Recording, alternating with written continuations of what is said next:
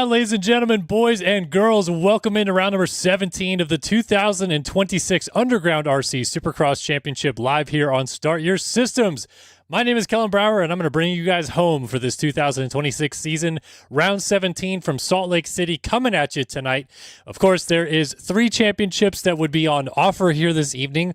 Only one is still alive, but we have a little bit of early breaking news in regards to that we'll talk about in qualifying. If you're just joining us for the first time this season, the 450 title wrapped up last week by Seth Carr, and the 250 West title actually wrapped up 5 rounds ago. Technically 2 for the West Series, but at our showdown 5 rounds ago when Cash Woods got it done all the way back when. So for those that have been asking in chat, what are the title scenarios here tonight? That is a quick look at least the 2 titles that are already wrapped up. But we're excited to call the action here regardless for this final round of this championship here in Salt Lake City. And even at the end of the night, we're going to be able to talk to a couple of the champions from this season and get their thoughts on what a season it has been. Of course, before we race here in Salt Lake City tonight, we have to talk about qualifying, and this is what it looked like as of about a minute ago. It might have updated since then, but at least we'll talk about this for right now. So Seth Carr, your newly crowned champion, goes fastest at a 48.320, just barely ahead of Braden Castellaneta, who has really come on strong late in this season. BAC has actually been building a lot of the tracks, but I think he took a couple weeks off from building them, and it seems like maybe that's brought his speed back. So very interesting to see that, but really cool to see him qualify well again. Braden Carter, of course, 4-time champion, doesn't get it done this season again, but is still trying to get another win added to his mantle before the season is done. Seth Shirley, Johnny Padani, all in the mix right here. And because we have all of our classes on offer here tonight, I don't expect full gates for the 450 class, but let's go down and see. Yeah, we're going to be too short. So Alexander Kerr does get in with that 53.3. We also got Tyson Fresquez here tonight. We had been seeing Matt Burkeen here, but he's not. Nick Thomas-Sunis is back as well, and a lot of your other familiar faces. Hey, Tyron Tomich here tonight. That's really cool. Colby Eaglin, the outgoing champion, 13th in qualifying here this evening. And, yeah, we'll see how it goes for him. 250 West. Again, this is where the championship is already decided. Cash Woods is your champion, and he will race the 250 class tonight. He's been kind of jumping back and forth between 250 and 450. But he's going to be racing the 250 here tonight. 4th fastest in this. Joey Carter, who is still looking for his elusive first career main event win, goes fastest again, a 50.101. Could this be the night at a showdown, no less, that Joey Carter finally breaks through? Jackson Vick, Dylan Delaire, Cash Woods, and Antonio Velati, your top 5 here. And because this is essentially a heat race that we'll see coming up in a few moments, only 20 riders make it in. So Tyson Johnson, that 52.7 is your cutoff. And he will be the last runner in. You can see Jesse Furtado, Sonny Spicer, Aaron Hachi ran laps, but they will not be in the night show this evening. And then in East, Tanner Rogers fastest. Now remember, Rogers did win 3 weeks ago, I think it must have been now, when we were in, where was that, Philly? And he has been fast lately, very fast, ever so much as he qualifies fastest again at a 50.289. Tharp, who is the red plate holder coming into the finale here tonight, 2nd fastest there. Brian Chelsea, Cade Matherly, Landon Walters in the mix, and go down the order of this East group. A little bit more guys tried to qualify, but the last one in is Dylan Bollinger, the 52.210. Now, some astute eyes will notice a name is missing from this list, and that is our breaking news to lead off this evening as we'll go right to our 250 East standings. This is the only championship still alive. Braden Tharp versus Jake Spiess, 12 points in it. Unfortunately, Jake Spiess is not here tonight. So that will almost essentially lock down this championship for Braden Tharp pretty much as soon as UIDs have been grabbed, which they already have been. And so Tharp will be your champion in East this year. He was your West champion last year. And unfortunately, that basically puts all of our championships to bed before we even go racing tonight. I know some people probably wanted to see some championship drama, but Jake Spiess, unable to make it, had to work. Some of us are a little bit older than the younger crowd that plays this game and have real jobs, and Spiess said that he had actually been taking time off to do some of these races and couldn't keep taking the time off. So won't be here tonight. Unfortunate for him, but congratulations to Mr. Tharp. We'll talk to him as well. Again, Cash Woods wrapped it up already. 70 points up in West, 28 points up in 450s, but you only got 25 that you could earn here tonight. So Seth Carr did the job that he needed to do. And for the first time in his career, he is 450 Supercross champion. All right, let's talk about this racetrack, shall we? And you know what would probably work is if I actually start the game up, which I should have been doing already. But that's okay. We still run through the punches here every single week. And we thank everyone for tuning in week after week. It's been awesome to see the support that we've had really all season long. Like the turnout every single week has been incredible. Some of our best numbers we've ever had, which is insane, going on 12 years of streaming this series. Our first year streaming was back in 2015. And we've been here every single year for the Supercross series. Obviously, we missed outdoors last year, but we'll be back at least for some outdoors. I'll kind of explain a little bit later on tonight, probably after we're all done here, what the game plan is for outdoors. I don't know that I'll be able to make all of them, just being completely honest, full disclosure there, but I'm going to try my very best. I'm also going to try my very best if I have time. I might not, as UIDs have already been grabbed, to show you guys this track real quick. And I still have a broken thumb. It's finally out of my splint right now, but I still have to use my index finger to play. And my thumb is quite messed up still, so trying to show you guys a lap of this track with my index finger on the joystick is no easy feat, but we're going to try one whoop section this week. Basically exact same layout, if you will, as Denver. We have a sand section right here, which Denver also had, but then it does come back down across the start straight right here instead of going into a finish line jump. That's okay, though. Then we just U-turn and go up the finish line jump if I can get there. And so, apologies if you guys could see what my hand is doing on the joystick right now. You'd probably be shocked that I'm even moving around this racetrack. All right, so triple in here will be the way to go. You could also double and then three your way through the rest of the way. I think we're going to see a majority of people in that back rhythm lane triple in, triple again, probably triple double to the inside, but I think you can sneak a quad single out there as well. You might also, I'm not good enough, and my hands won't let me do it either, but I think you can maybe uncork a 3-4 to kick that thing off as well, which then obviously lends to being able to 4 into the corner. But yeah, that rhythm section is going to be interesting. Rest of the track, kind of straightforward. You got the back and forth across the start straight like we just had in Denver.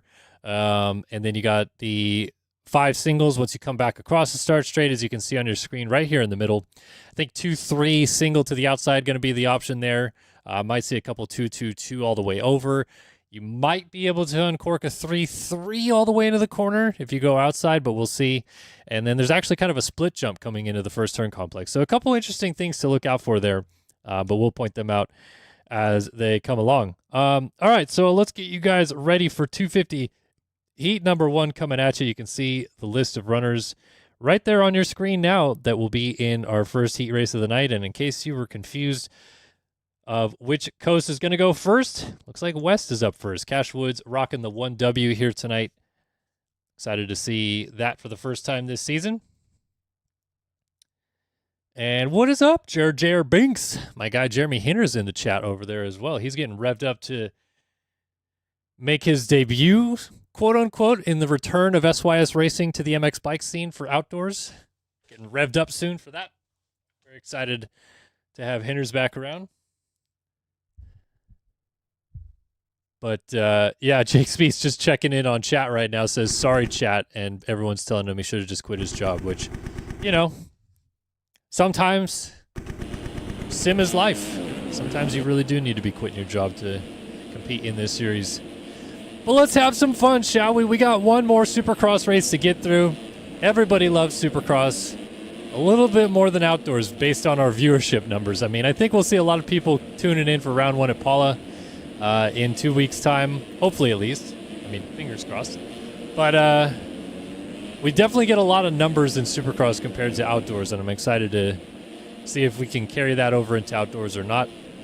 So you guys showed up all season long. Let's show up one more time for these boys and watch some Supercross here.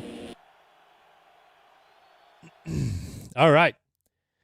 If you're just joining us for the first time, top 9 go to the main event. Everybody else headed to the last chance qualifier, and as it is a 250 East-West showdown, top 9's pretty tough because it's basically a main event against your other West competitors. It is time to go racing here in Salt Lake City. Heat race number 1 of the 250s. Let's get it.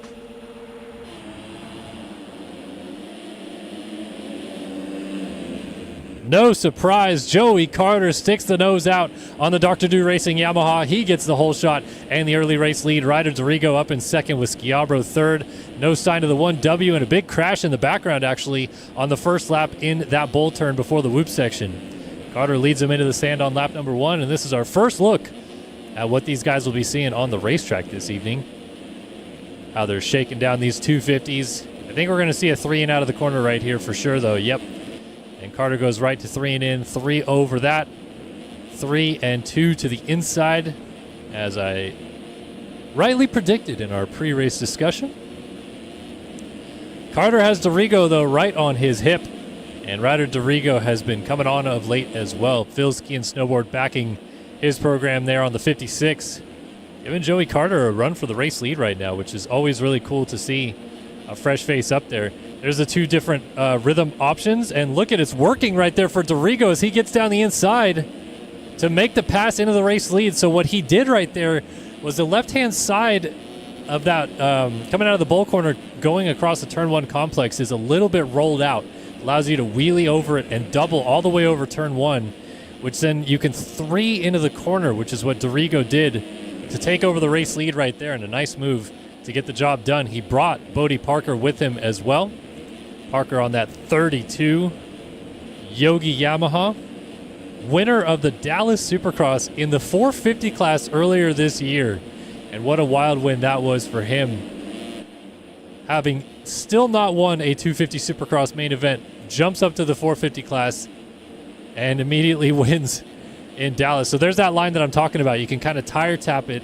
Sets you up to 3 into this corner. I think that might be the way to go, and I wonder if Joey Carter's rethinking his line option there, as he actually is starting to lose touch with these guys a little bit. This is a great fight out front, though. Dorigo and Parker nose to tail. Meanwhile, Joey Carter's got Jeff Cooper on his hip now, trying to make a pass.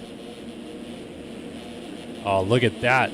Big whip for Jeff Cooper. Gonna triple in, try to get up alongside, but not quite there just yet.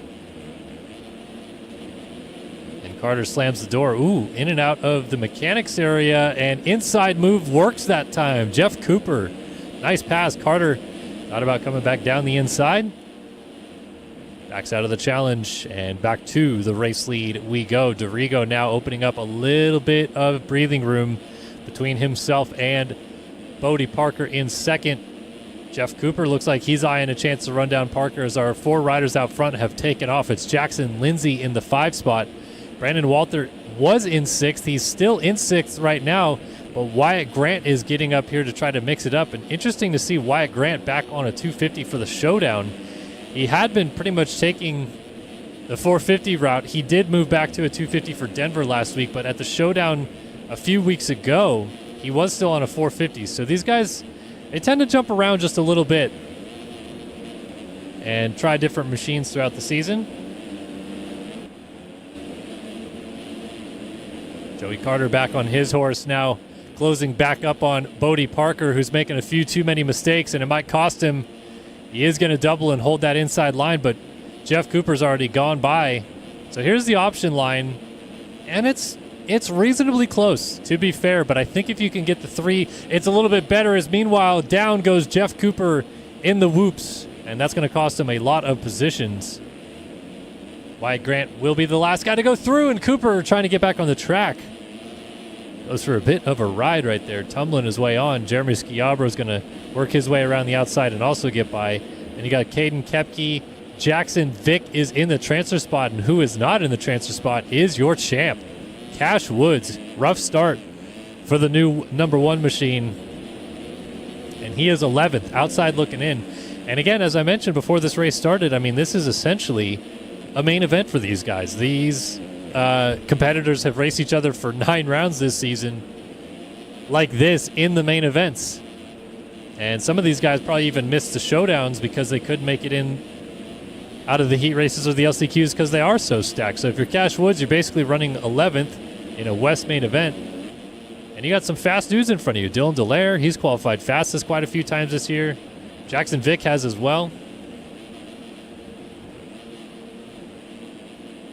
And so these guys are now battling each other while Cash Woods still lurks in the background, and Jackson Vick goes for a ride and takes Dallaire with him.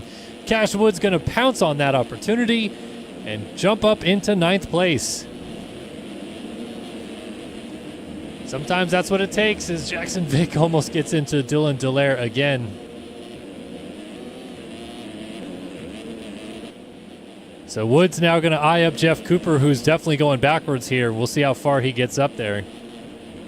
Meanwhile, this man out front, somewhat in cruise control, but can't get too complacent. 32 of Bodie Parker is still back there, and Joey Carter just made a mistake in the sand. Actually, Jackson Lindsay's going to be right there. Lindsay's going to try this inside. Oh, front end washed on entry, and then the rear end kicked out as well. Oh, Joey Carter down through the front door. Went for the 3 in, and immediately you could hear the panic rev and several upshifts to try to pull it back, but it was a little too late for the 20. So your early race leader now slips back to 5th. Wyatt Grant has climbed to 4th. And the lead battle is still contentious, to say the least. Ryder Dorigo has that position. Lap traffic right there as well. That's the 148 of Tucker Zimmerman going for a ride and almost gets into Bodie Parker. But as we're about to come to the white flag, Bodie Parker wants a piece of Ryder Dorigo out front. White flag in the air, 250 heat number 1. Can Dorigo hold on? Also wonder how it feels if you're Ryder Dorigo here. You're essentially winning a 250 West main event. Obviously much shorter, but everybody's on the track and you're beating them all. So it feels good, but also feels like, man, couldn't I have just done this at one of the main races, got out front, led, being able to control my own destiny. I'll have a shot, of course, later on in the main event to do that once again. And with the way that he's ridden in this heat race, I would care to venture this should be fast enough to be top pick for the main event as well. Oh, that whoop almost caught him out. But he does survive the attack from Bodie Parker. Jax Lindsay got close as well, but Ryder Dorigo takes heat number 1. Parker 2nd, Lindsay 3rd, just in front of Wyatt Grant. Joey Carter 5th, Schiabro 6th, Caden Kepke 7th. They're still actually fighting the line, but they'll stay there. Dallaire 8th, Jackson Vick is 9th, and Cash Woods is out. Cash Woods, as of right now, unless we got a crash up ahead, which it's not going to happen, Cash Woods is headed to the LCQ, the new 1W. Tough break for him, and a late crash as well to boot.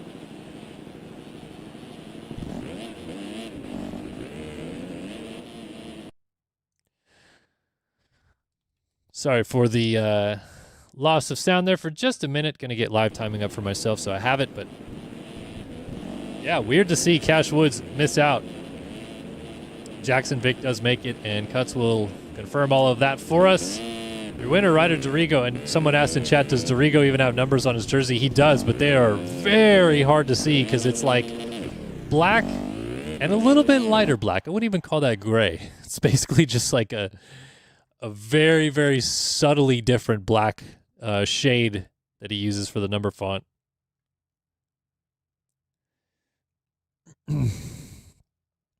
And for those asking in chat, as my boy A Wood also now joining us on Twitch and YouTube, why A Wood's not here? Well, tell you, man, real life gets in the way. It really does. And our boy A Wood now has himself a fancy new job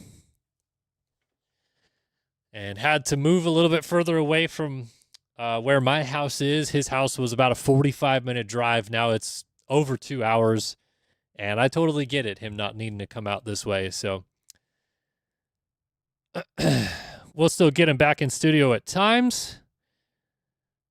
But I'm proud of my boy getting himself a job.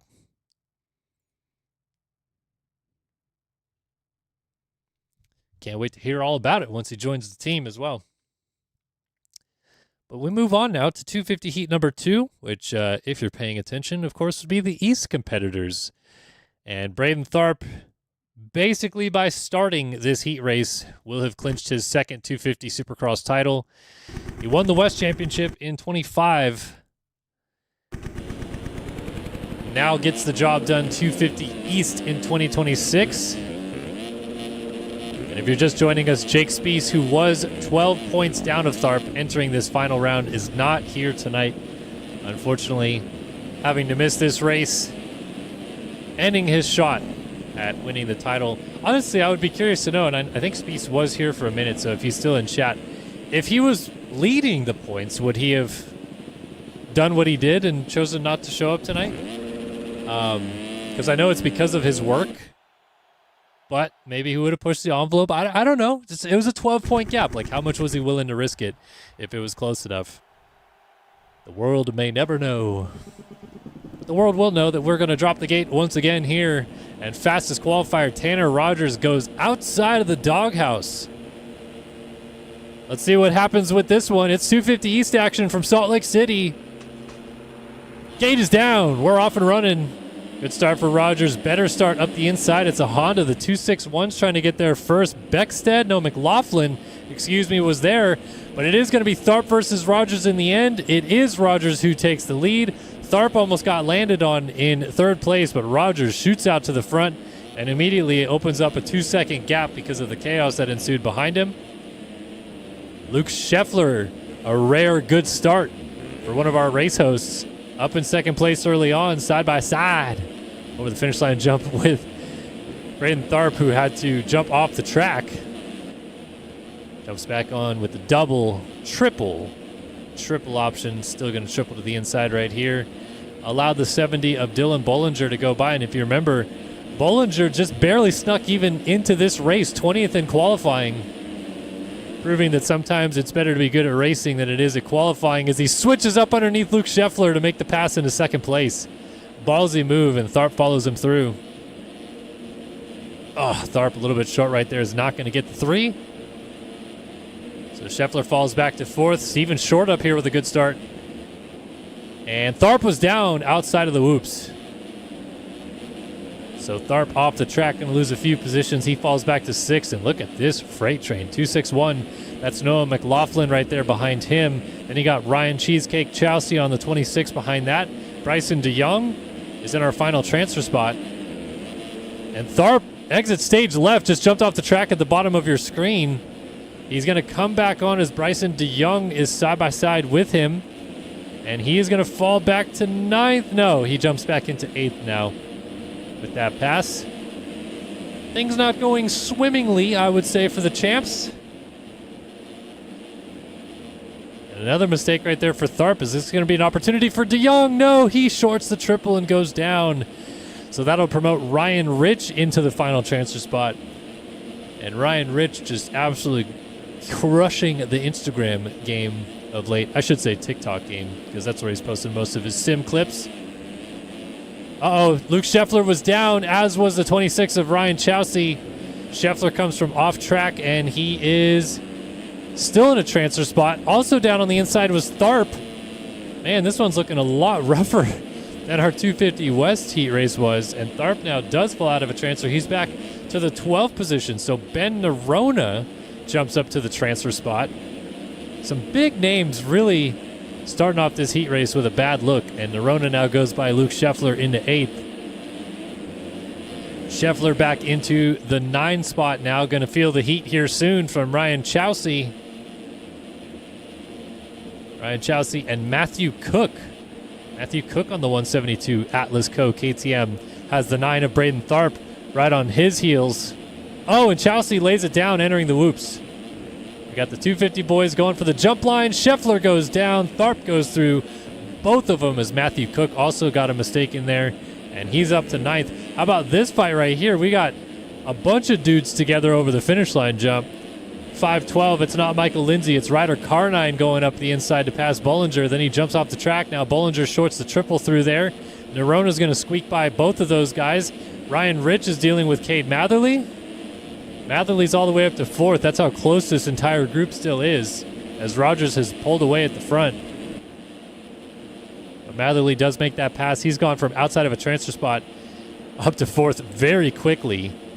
And then McLaughlin and Steven Short just kind of riding their own races right now. 10 seconds off the lead for Short, 13 off the lead for Noah McLaughlin. And a 51.031 put down by Tanner Rogers out front right now. He is cruising with the race lead.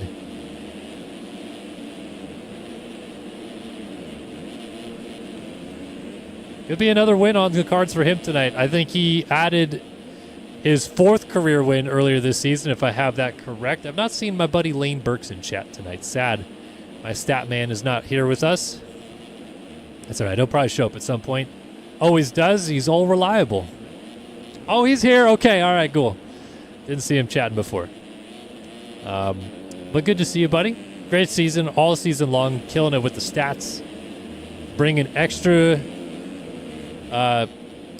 really just extra flair to the broadcast all season for the viewers at home, I would say. I think it's been really cool what yourself, Lane Burks, and Jacob Hubbard have done to add to this broadcast, which also a little low-key shout-out to JLV, the game creator, because I asked him at the beginning of the season if there was a way to turn off the overhead display for camera mode, and he said there isn't. And I said, is it something that could be added to a snapshot in the future? And within about 5 days, he just built me the new snapshot to use. So thanks, JLV. Appreciate you. Love you as always.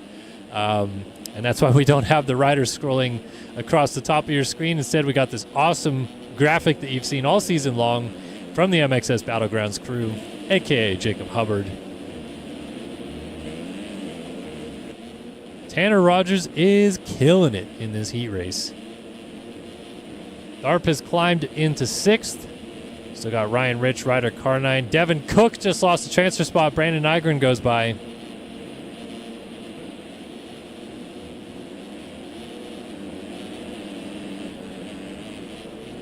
I think what we do for Outdoors Lane, by the way, is Ryan Rich and Ryder Carnine just went down. And Nygren jumps up to 7th. Cook 8th. Cook and Cook.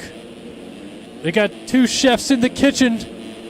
They're running 8-9 right now on the racetrack, and Bollinger now has got to try to make his way into the kitchen.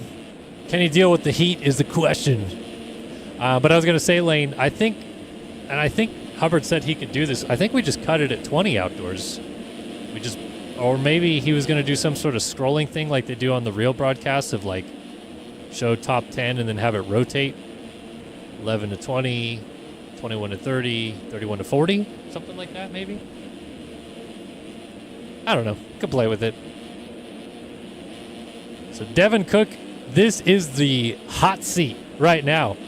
9th place in a heat race to make it into the showdown with 2 heavy hitters closing up on you. Dylan Bollinger and Ryan Chowsey. They're right there, and the white flag is waving. Tripling their way through that rhythm section cleanly. Right up onto the rear fender, and a mistake for Bollinger. He's off the track. So now it's Chowsey's turn to try to make it through. Meanwhile, up front, Tanner Rogers clicks off another heat race win. Dominating one at that, but all eyes on this transfer spot battle. Oh, Chowsey blew the jump. Bollinger's going to get closer, and Devin Cook might have survived. Going to come down to that dreaded whoop section. Is anybody else down in front of them as well? Devin Cook hopping a little bit, but he makes it. Chowsey's going to get close. Oh, and down was Nerona, and Devin Cook hits him. That's going to give the spot to Bollinger up to 8th, and Nerona, who caused the chaos, is still going through in 9th.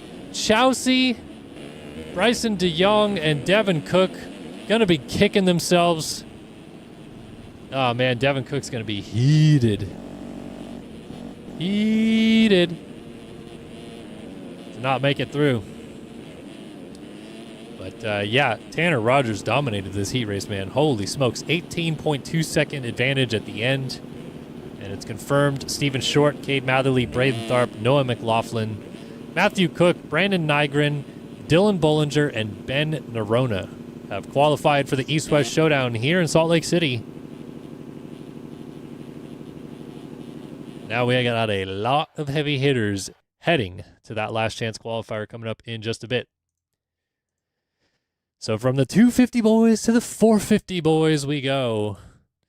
And we lead off with your newly crowned champion. Seth Carr will be in this race. Still rocking the number 6 because he's quite respectful of his teammate and now former champion, Colby Eaglin. But Eaglin going to run the one more time.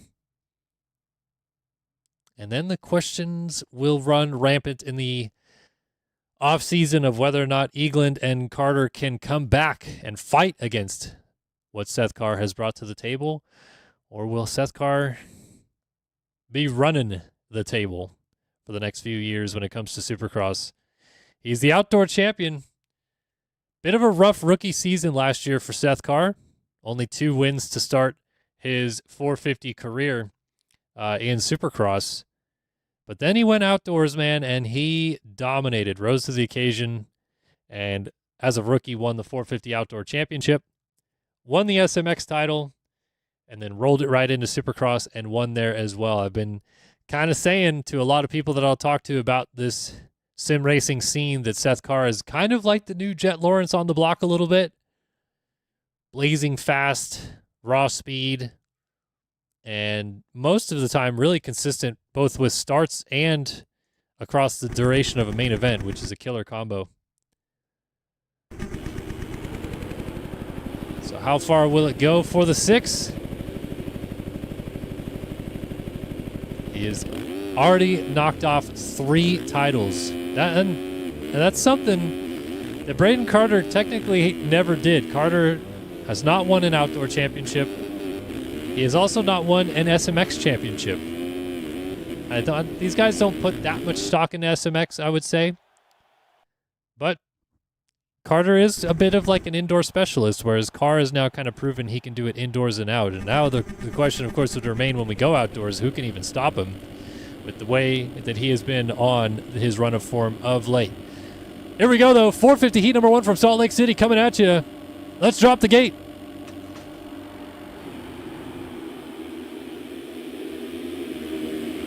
Great start, as always, from the 78 of Jacob Hubbard up the inside, controls it, and grabs that hole shot ahead of Johnny Padani, the 63 of Cody Branson up here as well. Hubbard getting sideways in the whoops, and Padani just trying not to run to the back of him. Jumped off to the left of the track there for a moment. Jeremy Seabolt up here as well. Bad start for Seth Carr. He is 18th in the early goings as Hubbard leads lap number 1. Hubbard, another interesting storyline this year. Didn't think he was going to race the full season and ultimately did not. But when he has shown up and raced, he's been really fast and at times shown that former race-winning speed of his that he has. 2-time 450 Supercross race winner, Jacob Hubbard. Johnny Padani, though, has had an excellent season. First full 450 season for him. The Underground RC KTM machine looks like he wants to get after Hubbard for this race lead. Both of them pulling away nicely from Seabolt, Braden Carter back there as well. Actually, Seabolt not too far back. I'm surprised. He was looked more off screen than I thought. But another lap's in the books, and this battle rages on.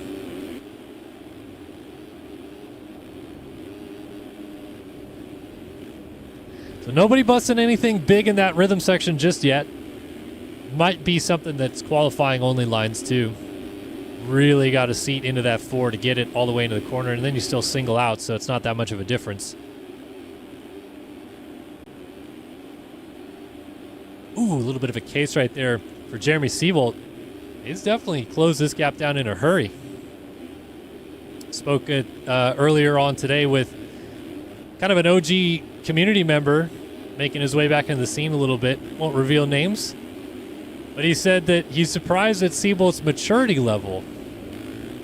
Because if you knew Seabolt back in the mid-2010s, yeah, he had a tendency to be a little bit of an outlaw.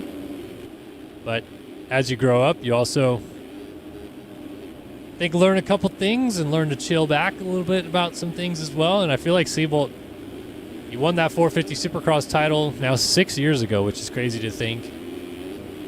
But he's been in it a lot, and he's been close to winning races the past few years. There is that 3-3. I thought those guys could do that, and now we're starting to see it. That might be the line that's helping Seabolt catch up as Hubbard makes a mistake out front, and Johnny Padani shoots by into the race lead.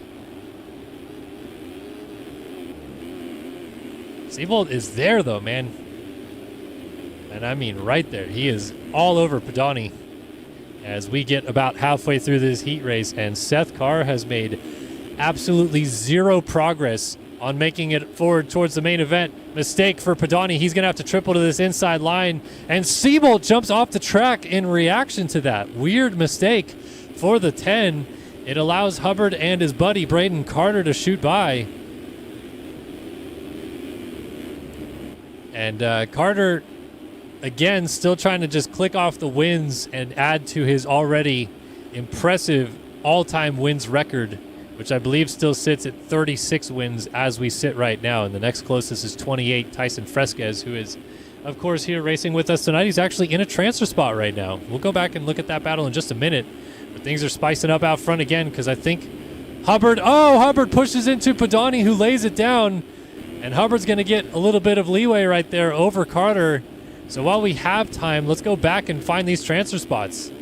Tyler Shovey, there is Tyson Fresquez, who just got put off the track by Tyron Tomich. And they are not in a transfer spot either. So it's Tyler Shovey that's made it into the final spot. And thank you for the correction, my guy, Lane Burks. Carter at 37 career wins, so looking for number 38 here tonight. Fresquez 28, and Leclerc at 26. Man, I knew Leclerc was close to Fresquez, but I did not think it was 2 wins apart. And of course, we haven't seen old vet Alexis Leclerc really for much of the second half of this season. All right, back to the lead battle, because it's coming again. Hubbard laying it down over the finish line jump as Carter almost jumps off the track. And these two guys are definitely buddies, man. They hang out a lot, even though they're not teammates. Carter owns the team that Hubbard rides for.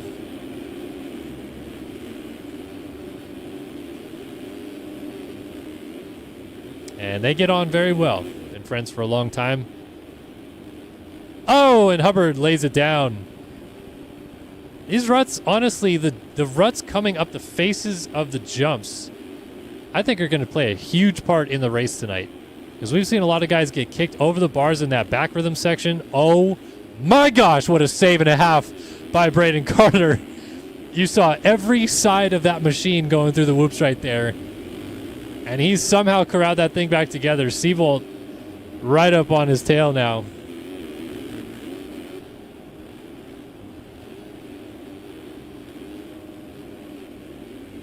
Seabolt looks like he wants to get this lead away from Braden Carter. He got that inside rut right there. He absolutely would have had it. Does he use this 3-3 option that he's been using? They're both going to go for it. Carter, that sneaky little guy of his there. There they go. 3-3 across. Both of them getting it. There's a great fight between these two, and respectful as well. Of course, District Designs, Yamaha teammates. Seabolt looks excellent in the whoops tonight, and Carter looks less than stellar, I would say. And yes, everyone, as the white flag is waving, has asked me to focus on Burkeen. Dude, he's going to make it, I think. As I say that, I hope I don't commentators curse him, but he's in a good spot. He's jumping the whoops. He's sitting down almost everywhere else. He's going to get by Spencer Turley, who was down. And he's up to 6th now. So Burkeen, who made it last week as well. He made the main last week. Or 2 weeks ago, I think, is when he made the main. Back on it again, trying to make it. All right, back to the lead battle. Is it close? Not as much as it was. Carter looks like he has been able to stabilize it on this final lap of the race.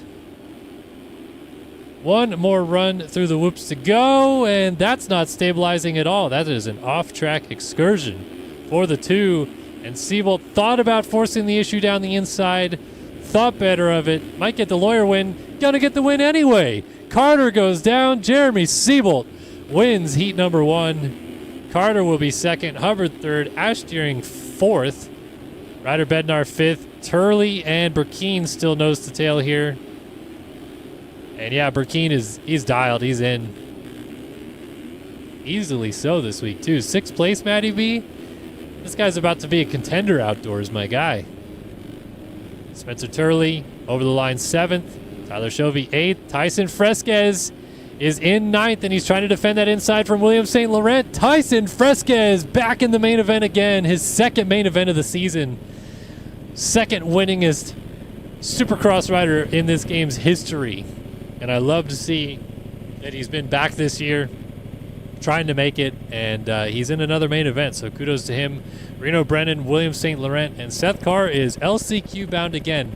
This is the 3rd time in the last 4 races that Seth Carr did not qualify out of the heat race. And I don't get it.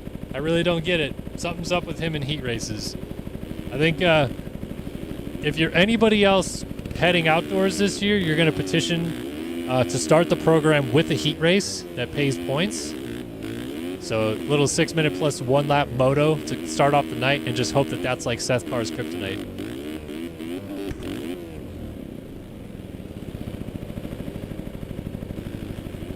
Akari in chat wants to know how long ago was Fresquez winning. I think we figured this out, right? His last win was 2018 East Rutherford.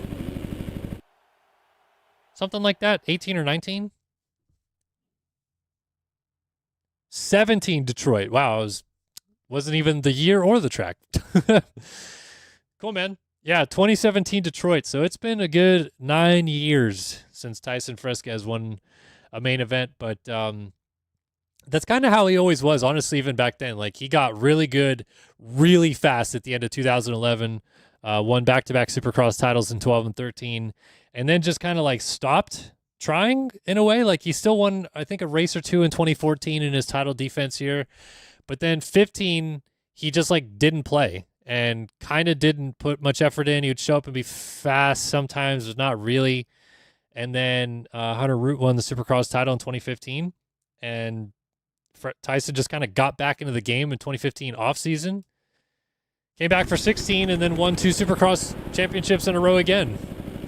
So, just the way he was about it, it's like he wanted to be fast and was fast.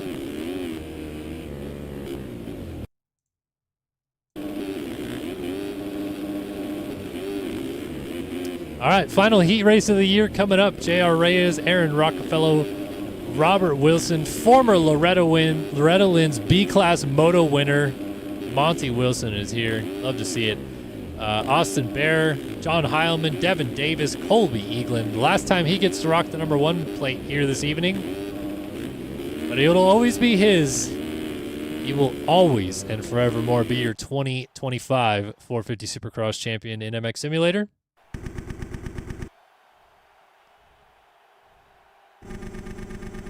All right, let's drop the gate on the final heat race of 2026. 9 riders make it through, everybody else to the LCQ. Let's find out who they are one final time. Let's go. What a start from J.R. Reyes. His starts have been money lately on the 81. SwapMotoLive.com KTM out front again.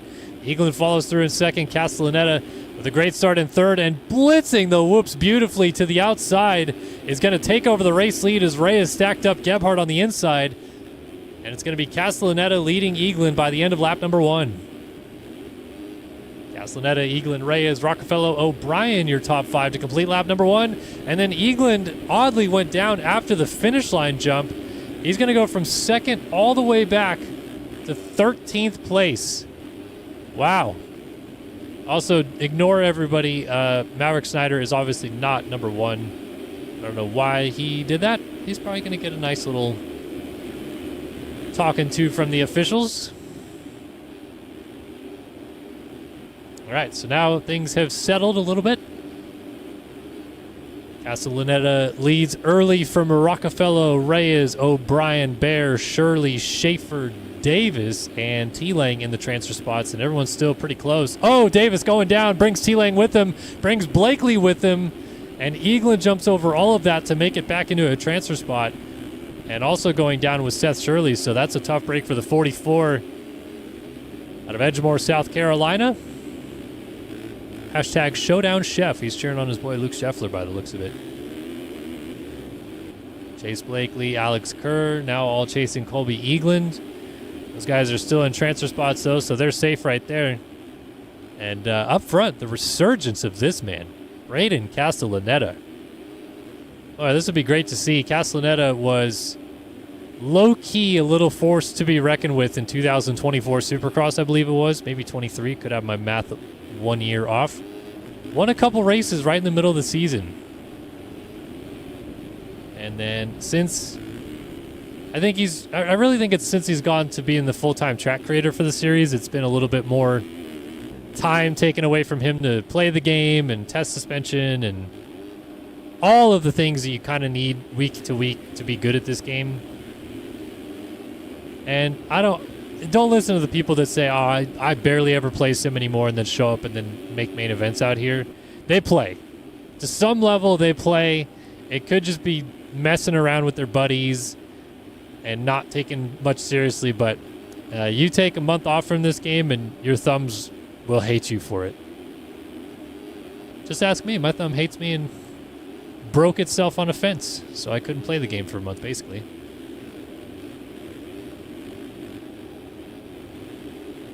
Close up of Castellaneta's bike after the race. You got it.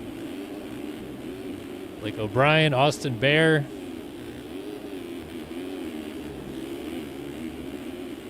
Blakely, Rockefeller, and Lang back into a transfer spot after he went down. Remember in the whoops. Outside looking in right now. Heilman, Gebhardt, Kerr, Russell Cruza, Devin Davis, Colby Eagland as well. It wasn't a baby gate, Saru. It's like a real backyard fence made of wood and everything like that.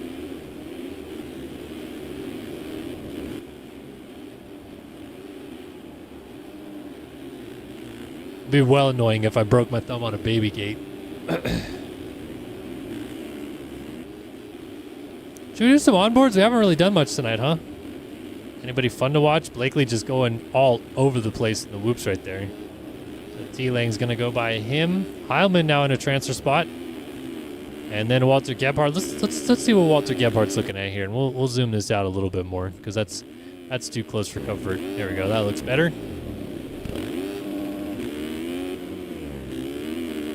So Gebhardt outside looking in. He's trying to make it up to the rear fender of John Heilman to get into the main event here tonight. And also because every time we have a showdown, so many of the East and West guys, obviously, who moonlight the other coasts are down racing 250s. It opens up a chance to see some guys that we don't always see really shining through on 450s. Week after week is, Gebhardt into the back of Rockefeller. He was one of the men that I was going to talk about right there. Rockefeller down, D. Davis going to go by him. Hopping and bouncing his way through.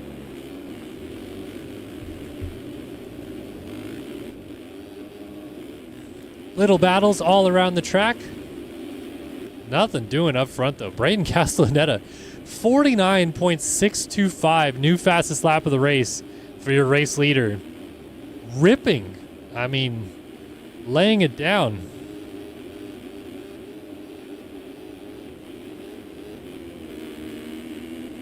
Just getting ready for outdoors, man. This is just a mere warm-up for him.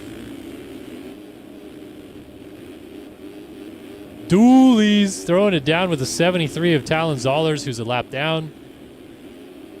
Love to see some late season dualies. Ah, man, the outdoors is just going to be, it's going to be beautiful. I'm going to shed a tear with how many dualies we're going to get outdoors this year. Paula has some, some decent jumps to throw dualies on, right? A few. Meanwhile, new fast lap of the race comes from this man in 11th place. 49.546, Seth Shirley. He's trying to close the gap down. He is about 5 seconds behind 9th. 4.5 behind 10th, obviously. And you get a perspective of what it's like to try to close this gap down.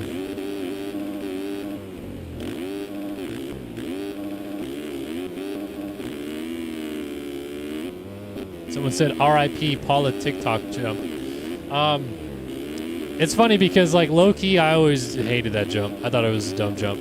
And on top of that, I think the Paula layouts that they had in, like, 2010 and 11 when they first went there were way better, had way more aura, way more flow than what we have now. So hopefully they're going to change up the layout and make it closer to that. I would greatly appreciate that.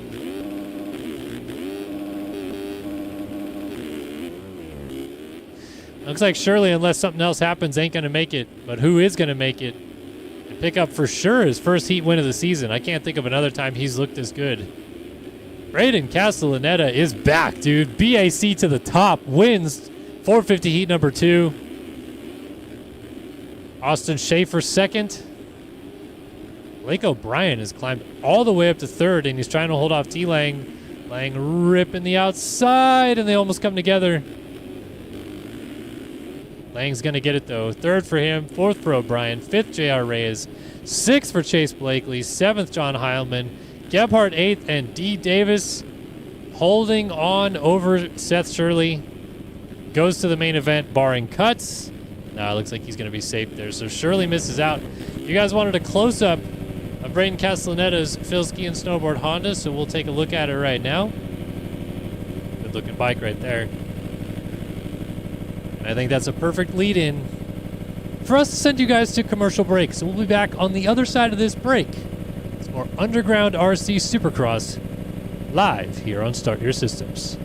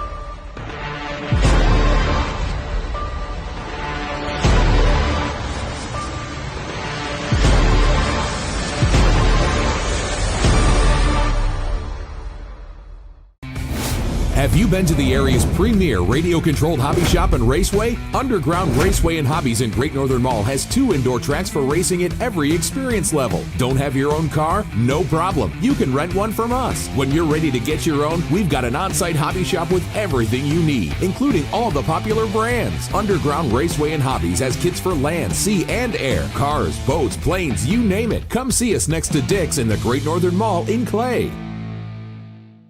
Welcome back in round number 17 of the Underground RC Supercross Championship. Little man Matty is here cheering on the competitors. You want to say anything on the mic, buddy? Yeah, that's what they sound like on the racetrack, huh? Gonna watch Momos? Momo. Can you say Momo? No. Yeah, very close, huh? I love you, buddy. Good night. Night, night. All right. Always fun to have the kiddos come join in.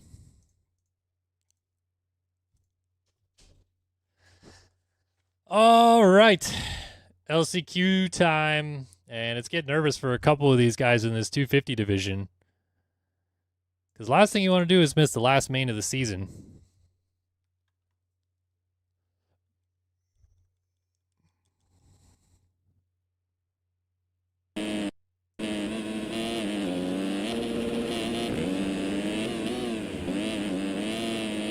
Nice hitters. point in time your youngest only falls asleep to dirt bike noises? That would be nice. Our kids only like white noise.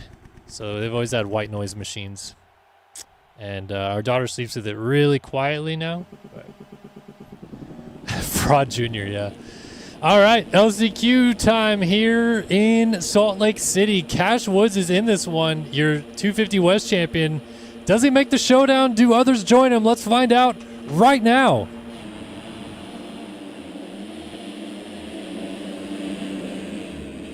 Ooh, big pileup going into turn number 1, and I think Cash Woods got a terrible start, but I don't even think he was in that. He was so far back. It's Jeff Cooper with the hole shot, and Landon Walters goes down in the whoops on lap number 1. Did not even see. There's the 1W going by. Cash Woods, 11th place, and a huge group of riders up ahead of him.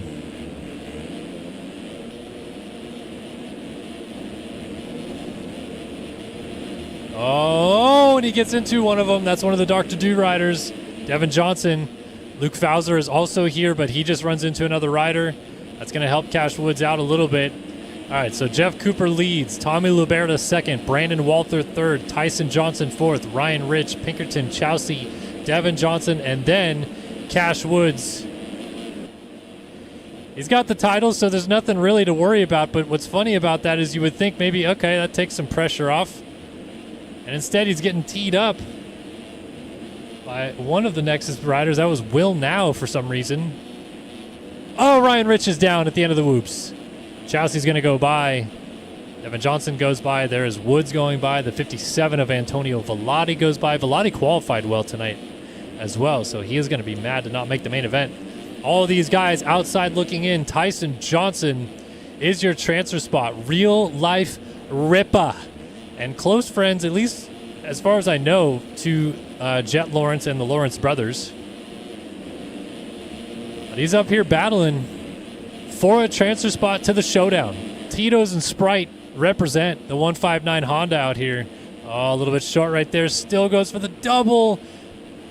Oh, and he gets hit from the side. Ryan Pinkerton, talking about real life rip, but this guy rips on a mountain bike as well. He's side by side up the inside of Tyson Johnson, who's getting tossed around like a wet salad back here. And Chowsey now goes to the transfer spot just like that. Jeff Cooper, Luberta, Walther, and Chowsey now the transfer spots. Here comes Cash Woods to the rear fender of Tyson Johnson. Oh, and look at that, Vellotti with the death pass on Cash Woods takes himself out as well. And now I wonder if Cash Woods forgets about this race altogether and just wants to get some Frontier justice back on Vellotti. No need for that when you're not in a transfer spot. As Chowsey moves past Brandon Walther. Walther back to the bubble spot now. And Ryan Pinkerton has Devin Johnson right in his ear.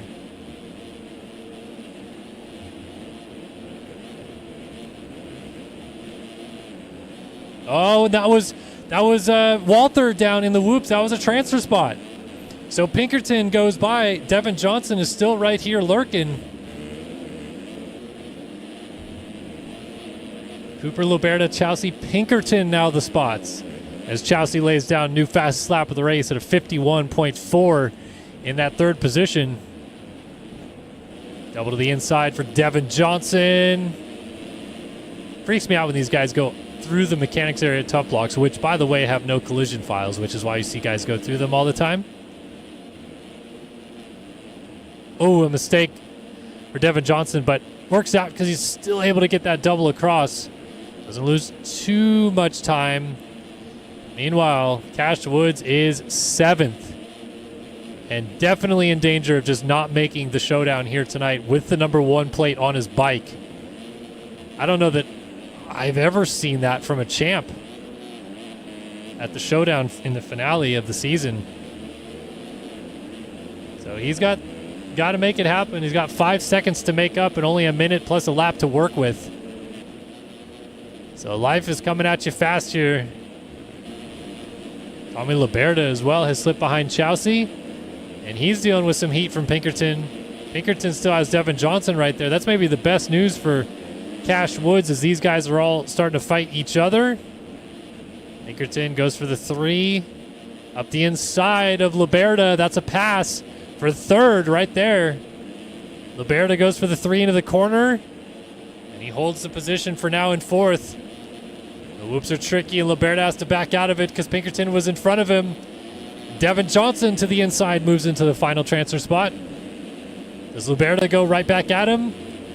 They're going to have another lap plus another lap on top of that, and Johnson lays it down. Liberta got stuck on him, and they're still all together. Looks like Cash Woods may have gone down because he's not right there. He's actually just going over the finish line jump now in the background. So that would have been his opportunity to pounce, and now it might be over. 2 laps to go. Time has expired. Oh, Devin Johnson. He's having to work for it, sunshine.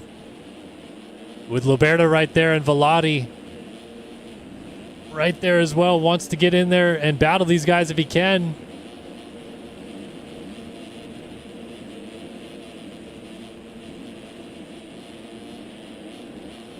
Velati carrying a lot of speed in the whoops, trying to get to the inside of Liberta, and he'll get there. Nothing Liberta could do about it. So now Devin Johnson has gone to hold off a hard-charging Antonio Velati with the white flag in the air. Cash Woods is not going to make the main event unless something ridiculous happens with at least 3 of the riders that are right in front of him. Johnson's still in the transfer spot. Chelsea, by the way, has passed Jeff Cooper for the race lead. Oh, where does Velati go for it? It might be right here. It is right here. Oh, he showed him a nose. Was that too early? Or no, he's going to wait for the whoops, I think. But now he's making mistakes. He still goes for the double, and he cases it. Liberta's right there. Trying to get that 3 into this corner. Little short right there. He needs a bad drive from Johnson in the whoops, and he's going to get one. Johnson sideways. Almost goes down, but saves it, and Velati gets the spot. Chelsea takes the win. Jeff Cooper gets second.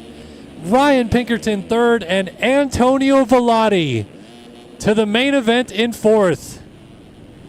Johnson gonna just be kicking himself right there. Sideways in the whoops. What a save to even stay up. But he's going home, as is Brandon Walter, Luberta, Feitosa, Carnine will now. Cash Woods rage quit this one. So the number 1 plate will not be in the main event here tonight. Tucker Zimmerman, Luke Scheffler, Bryson DeYoung, Tyson Johnson, Devin Cook, Jared Gummison, Ryan Rich, Landon Walter, Luke Fauser, Nicholas Beckstead, all going home early. And this man won this race. Ryan Chelsea, sneakily so, got up there and got the job done. Nice win for him.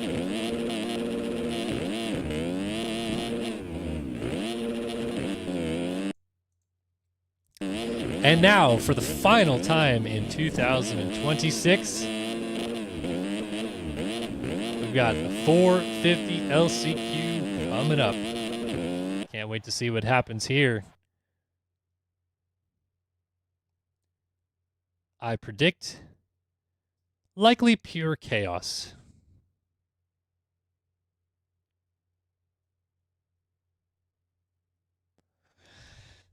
A lot of names in this one that want to go through, and Maverick Snyder, that's 2 times that he's still running the wrong number.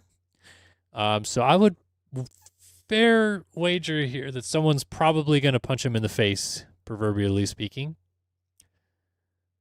And by that I mean like Banhammer maybe coming soon. But Seth Carr is in this one, Alec Horn, Austin Bear, Caleb Hall, Talon Zollers, Monty Wilson, Tyron Tomich, Aaron Rockefeller, Seth Shirley, Johnny Padani, Cody Branson, Reed Young, Maverick Snyder, Devin Ryan, Seth Carr, Reno Brennan, Russell Cruza, and Alex Kerr. Yeah, I don't know why Snyder's running the 1 plate.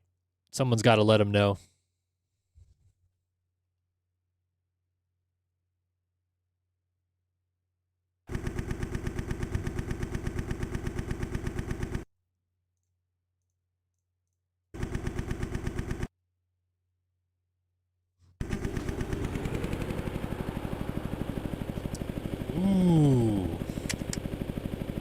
By the way, Cash does not race from home, and since he missed the main, he is on the way home now. But he might have to call in for his interview from the road. Okay. Where does he race? What do you mean he doesn't race from home?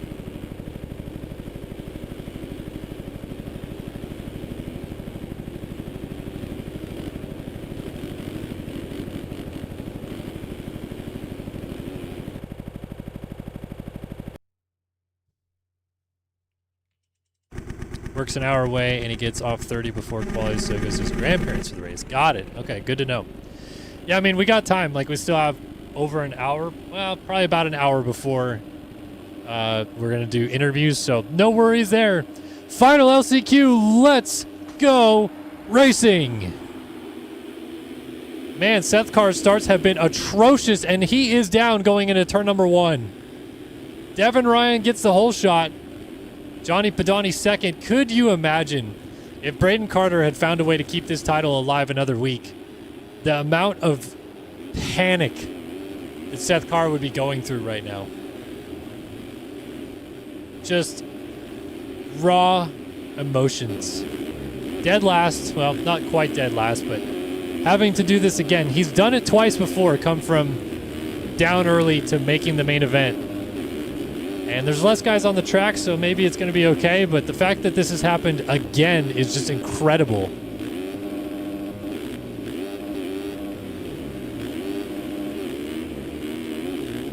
I don't think... I would have to do some serious math, and iMoto might be able to help with that math. But I don't think I've seen a series champion be in an LCQ in a single season so much. Like, he is the guy that won this title. He won it around early, and he's been in at least 3 LCQs. I think 4, though. I think I remember him being in one earlier this year, too. I get it, like, once, maybe twice, but this is insane. And he's making quick work of these guys, though, up to 10th. Getting a bird's eye view right there of what it's like. So he's up to 10th. He's got to run down Padani, Ryan, Branson, Rockefeller. Donnie being in this race is kind of insane. Devin Ryan, Cody Branson, and Caleb Hall has made the pass on Aaron Rockefeller, and Caleb Hall is no slouch either. Seth Shirley's still trying to fight his way in as well. He was down in the 6th spot. You're way too kind, iMoto. I was actually kind of thinking you would maybe be able to do that for me, like, during the break or something like that. Oh, Branson down. It's Cody B's world, but we're not living in it anymore. And now Carr's going to get by him. There is Rockefeller going backwards as well, so Carr's up to 6th.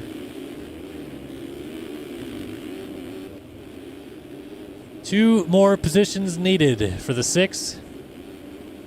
But there's some good dudes, man. I'll tell you. He's got to pass this guy. This is your bubble spot right now. This is a guy that can win main events. And it's the freaking bubble position. Not for long, though. I think he's going to get this pass done on Caleb Hall. Inside. Jumping his way through. Nope. Hall holds on. Horn's right there as well. And now Shirley gets passed by Alec Horn and Seth Carr. Where has Alec Horn come from? Oh, Triley's over the finish line jump. Dooley's it for sure. Between Horn and Carr, but getting sideways was Caleb Hall up there on the 54. So Horn is your bubble spot. There is Seth Carr going to work.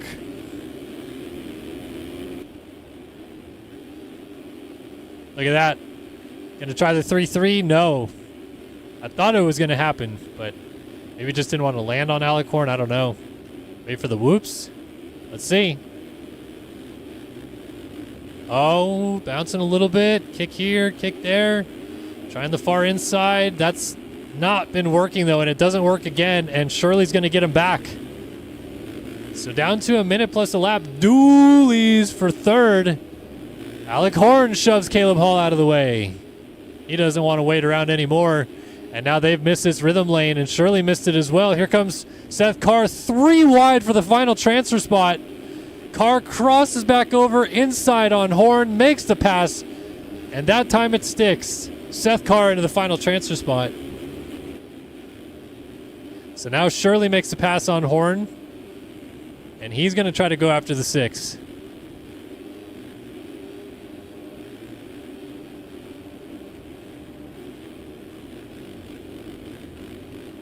Oh, down goes the 54 of Hall, and Shirley was off track right there.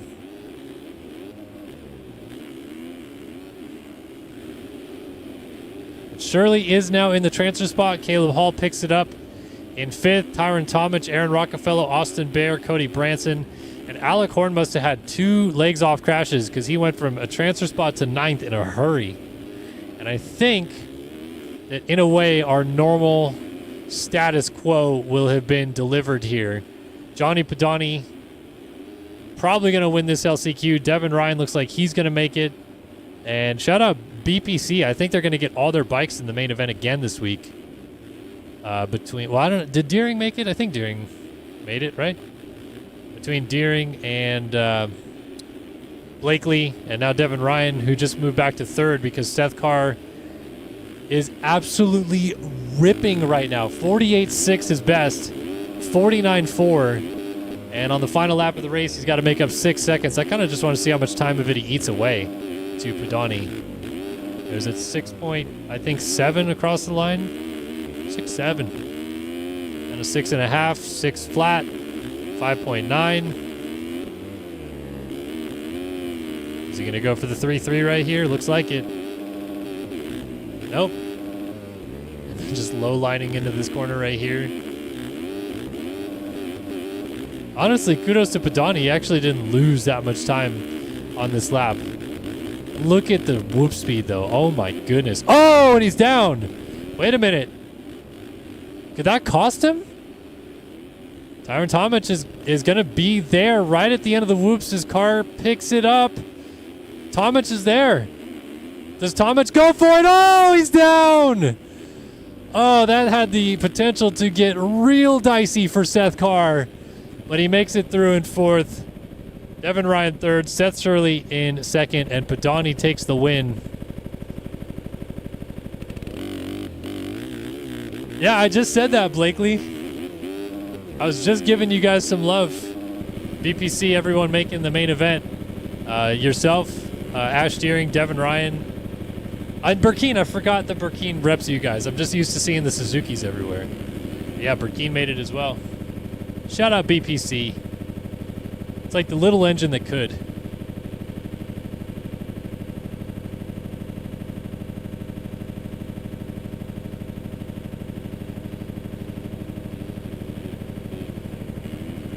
Hi, sweetheart. You want to talk on the mic? What do you got to say to the fine people tonight? Good night, Momos. I'll see you next time. Aw, very sweet. Anything else? No. Okay. Can I have a hug? I love you, sweetie. Love you too. I'll see you in the morning before I go, okay?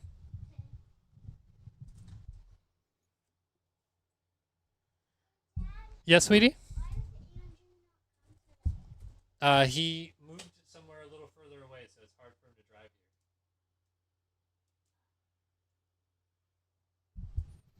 here. Apologies for those listening at home. Always got to say goodnight to the kiddos. My incredible wife always doing an amazing job putting them both to bed by herself, which she's going to be doing for the next 4 nights. That's what I always feel bad about. People always ask me like, oh, you know, you're here so you could stream. And it's like, I get it. But then my wife has to do everything with the kids Wednesday, Thursday, Friday, and Saturday while I'm gone.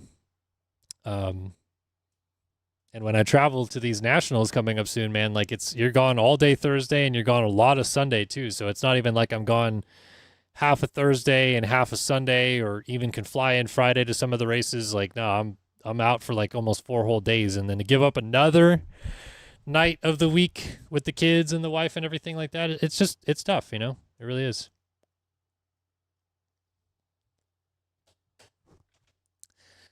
But I try to be here for you guys, and I try to put on a good show. And again, a huge thank you to everybody at the beginning of the season who donated to make it possible for us to even stream Supercross. Like I said, I will try to do some outdoors this year. I'm not going to promise all of them. I think right now I can probably commit to about half. But the ones that I travel to, which will start once we go East Coast, so like High Point onward, then it becomes a little bit more dodgy for me. So hopefully we can work something out. Maybe someone can kind of fill the boots in the meantime while I'm not here. But still appreciate the support that you guys give every week. It's been awesome to cover the series again. And we got 2 more main events to cover for you to wrap up 2026. The third of 3 250 East-West showdowns coming at you. There is no 1W on the gate. Cash Woods missed this main event straight up tonight, and it's left the door of opportunity wide open for others. Who is going to win the final showdown of the season? The final 250 main event of the season. It's go time in Salt Lake City. Let's drop the gate.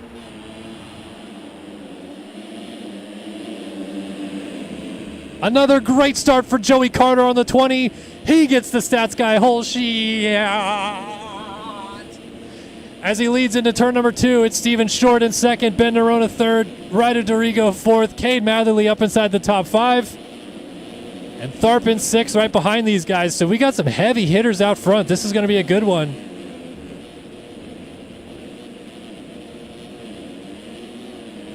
Carter, Short, Nerona, Dorigo, Tharp now the top 5 as Matherly looks like he made a mistake before the finish line jump. And we talked about it in the pre-show. Oh, Joey Carter wants to win one bad. And could you imagine if the first time he does so is a showdown, no less? He's sprinting away out front, 3.5 seconds already as Tharp moves up to second place. And a congratulations can now go out to this man, Braden Tharp. 12 points up coming into this main event. Jake Spiess did not make the call here tonight, which means Braden Tharp has won his second 250 Supercross Championship of his career. We'll be able to talk to him after that 450 main event wraps up in a little bit. Here are his thoughts on winning again. But there you have it. Confirmation that Spiess will not overtake him. Can't do it from the couch. And in fact, Nerona, Ryan Chowsey, they're still trying to maybe get Spiess for second. Oh, interesting. You guys saying Joey's not streaming tonight. I'll tell you what. When I raced, and this is dating me, of course, but I tried to stream. What race was it? It was like 2017 something. And I tried to stream it, and honestly, it just threw me way off my game. Like it's really hard to kind of try to put on a show for an audience, talk to the chat. Also know that you're on camera and then focus on doing what you have to do in this game, which is tough enough in the first place. So I don't know. I feel like that's maybe potentially the right move for Joey Carter, is to like kind of just record his perspective, upload it as a video, go live on the stream after the main, then talk about the winning that you just did. Could be the move. Tell you who's on the move though is Braden Tharp. He is closing down that gap in a hurry. 51.4 last time by, was 0.3 faster than your race leader. And Carter is still refusing to go for this tire tap 3 option, which I think is really hurting him.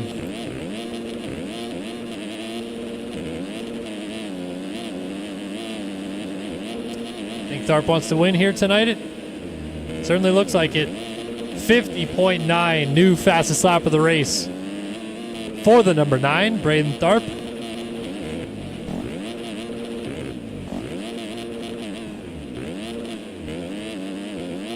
These guys are starting to put a working on everybody else. It is Jackson Lindsay who's up in 3rd now, but he just lost a 1.5 seconds that last lap, basically.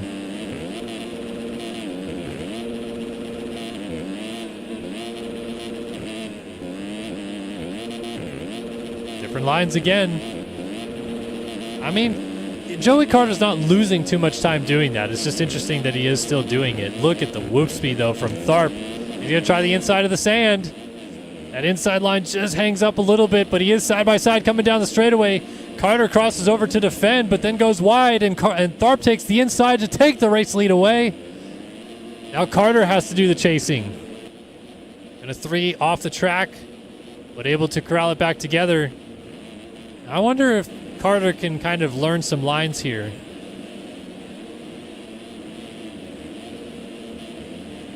Interesting that Tharp is landing rear wheel heavy everywhere, man. Power down as quick as possible. Doesn't get this line right here. Joey Carter might try to get the lead back. Oh, and he cased that triple. Almost went through the front door. And we're still doing the 2-2-2 through here.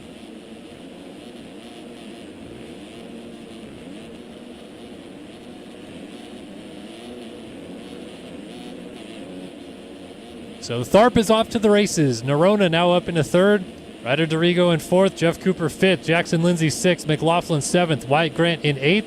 Dylan Delaire 9th. And Caden Kepke rounds out your top 10. You got to go back to 11th to find heat race winner Tanner Rogers, who, when he really needed a start, finally didn't get one. He's been getting great starts all year, but not tonight. And it cost him in a big way on a night that he arguably had the speed to win this 250 East-West Showdown, and he's down in 10th place with 10 minutes on the clock.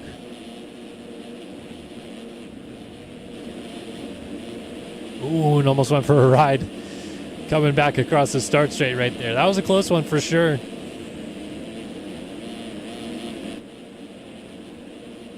Kepke just trying to hold steady. Rogers going to triple.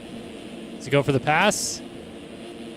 Showed him a wheel, but not close enough, and then now he's really blown this next section. Delaire's still behind them. Nygren. Some big names down the order for sure. But they're all chasing this man, Braden Tharp.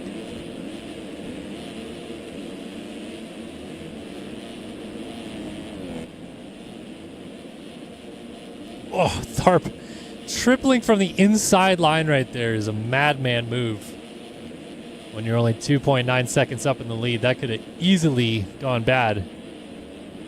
So points as they run with Cash Woods entering 70 points up in 250 West. Right now looking like it's going to end with a 48-point advantage.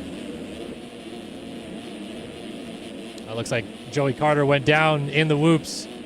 And now Tharp has got himself a comfortable race lead. 10.6 seconds back to Ben Nerona. I think that pass for Nerona would move him to a tie with Spieth, if I had my math right. Probably wrong. I think he has to win to pass Spieth, but I think maybe ties him now, and it's going to be pretty close. And then also curious to see what Matherly does in the final standings. One back as it runs. So yeah, has to straight up win the race to get second in the standings, does Ben Nerona. And easier said than done when this man's out here. Cade Matherly going a lap down now too. That's tough to see.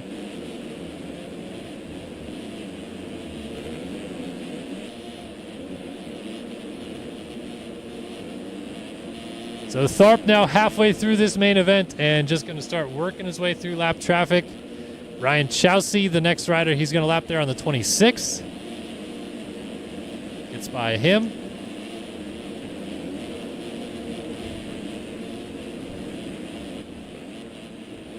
Got a battle brewing potentially right here. Jeff Cooper and Ryder Dorigo.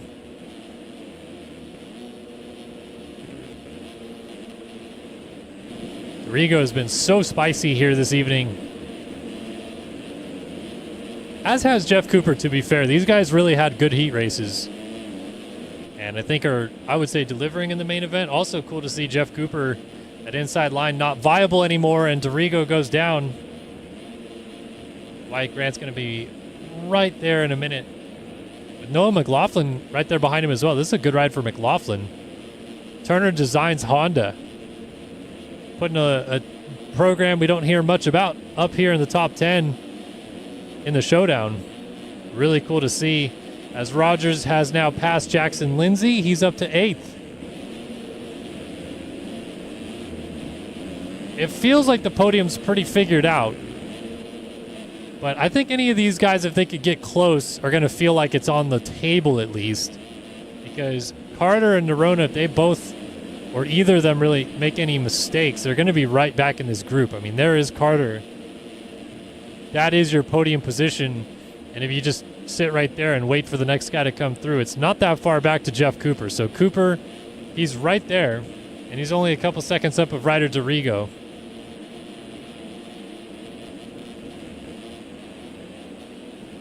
You got to be feeling good right now if you're these guys. And as I say that, Jeff Cooper down over the bars, runs into a cameraman in the process. Look at how bumpy it is into that corner too. Wyatt Grant all over Ryder Dorigo now for this fourth position, and that notch coming out of that corner, that triple in, is absolutely filthy as well. Grant to the outside. Dorigo defends, cuts across. Inside move. Wyatt Grant gets the job done. Fourth place is now his.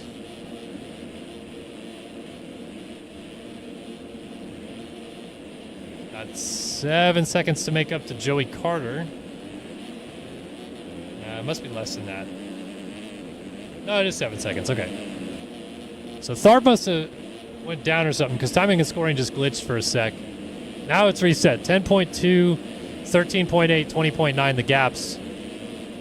Maybe just working through lap traffic, running into little issues here and there. I mean, he's doing just unreal lines out front still. Nerona, Joey Carter, there's Wyatt Grant, and then Dorigo.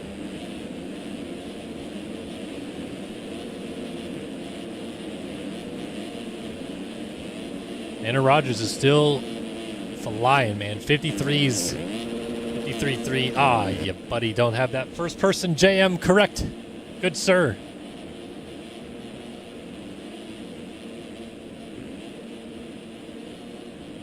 Down to the final 4 minutes and a lap of this season to go, and we're still looking at a few fights on track. Tanner Rogers is going to get around a lapped rider and see Ryder Dorigo right in front of him there. That lapped rider, I think, was maybe Ryan Pinkerton? Definitely feels like a night that Rogers will be mad he finally did not get a good start. Certainly has some insane speed to go with it.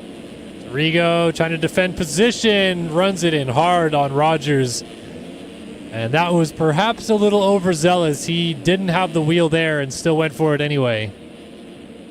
That allows Rogers to stay up and continue on now in fourth place. So we lost another, that's Wyatt Grant that was down too. So Wyatt Grant was down. He's now on Ryder Dorigo for what is a battle for sixth because McLaughlin went through. And Grant up on top of those whoops will get around Ryder Dorigo. There is no McLaughlin just ahead.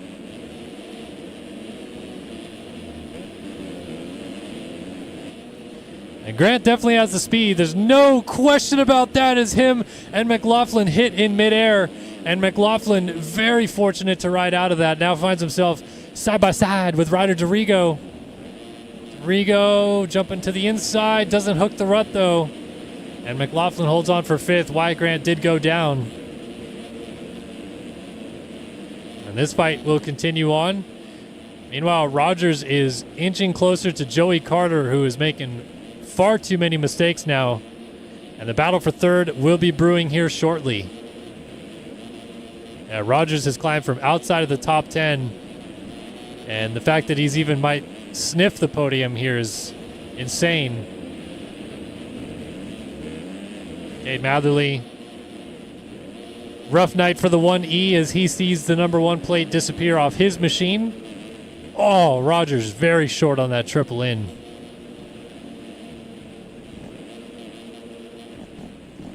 And a lot of mistakes through that rhythm section. Might have spoiled this chance to get Joey Carter.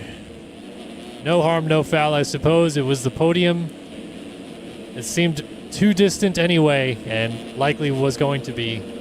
Tharp, another little mistake there.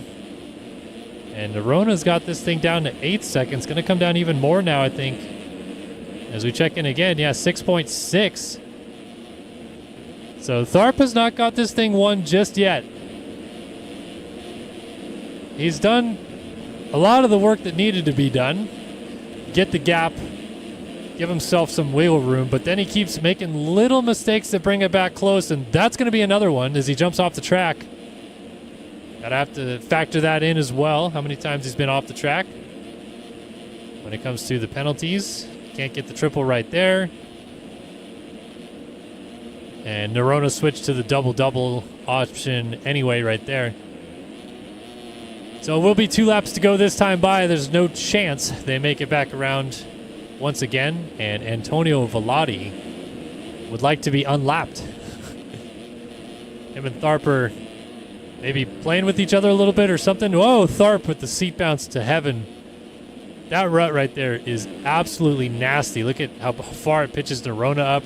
Almost can quad in right there. 5.5 seconds. And Vellotti racing Tharp quite hard, it must be said. Tharp making quite a few mistakes, and I feel like the lappers are maybe making life difficult for him, but also can't let up too much here. Because you just have one big swap in the whoops right here, and suddenly Nerona is there as Vellotti was down.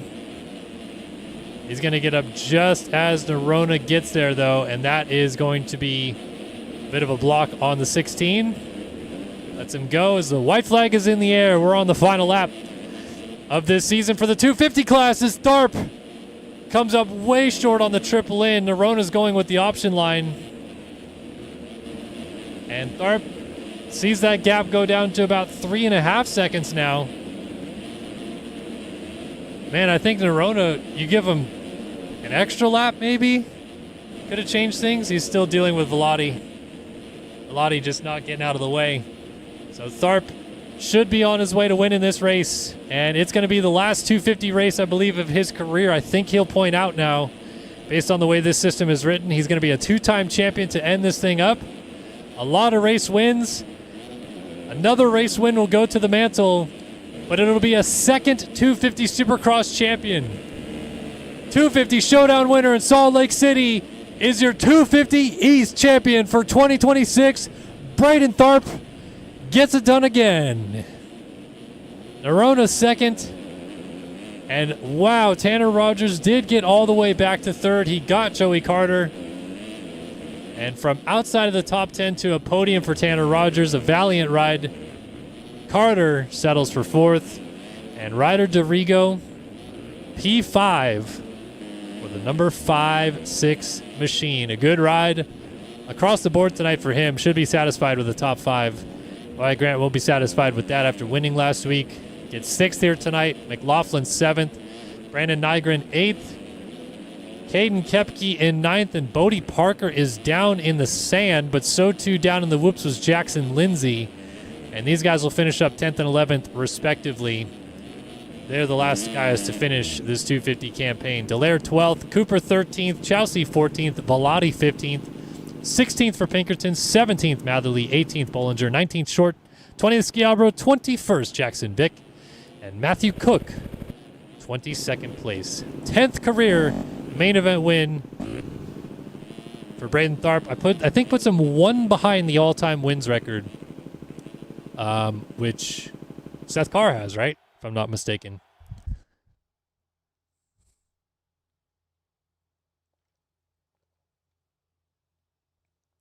Balzer. It was one of the two.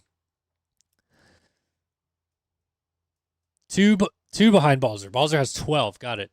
Okay, so Balzer. Who is it? Balzer versus who's the other guy that was going up that was going for the all-time wins record then, if it wasn't Carr? It's another one. Can't think of it right now. Was it really Shirley?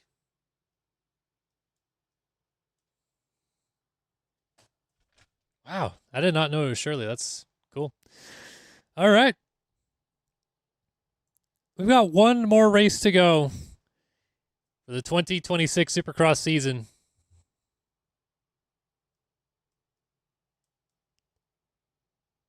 You don't. So Chevy Freak in chat wants to know: do you have to have an expensive PC to run MX Sim, or can it be like a pre-built? So what's funny to me is I have a very expensive PC, over $4,000 that I put into mine, and I built it. And then I was talking to Devin Simonson, who just bought a pre-built. I think he even said it was a gaming laptop.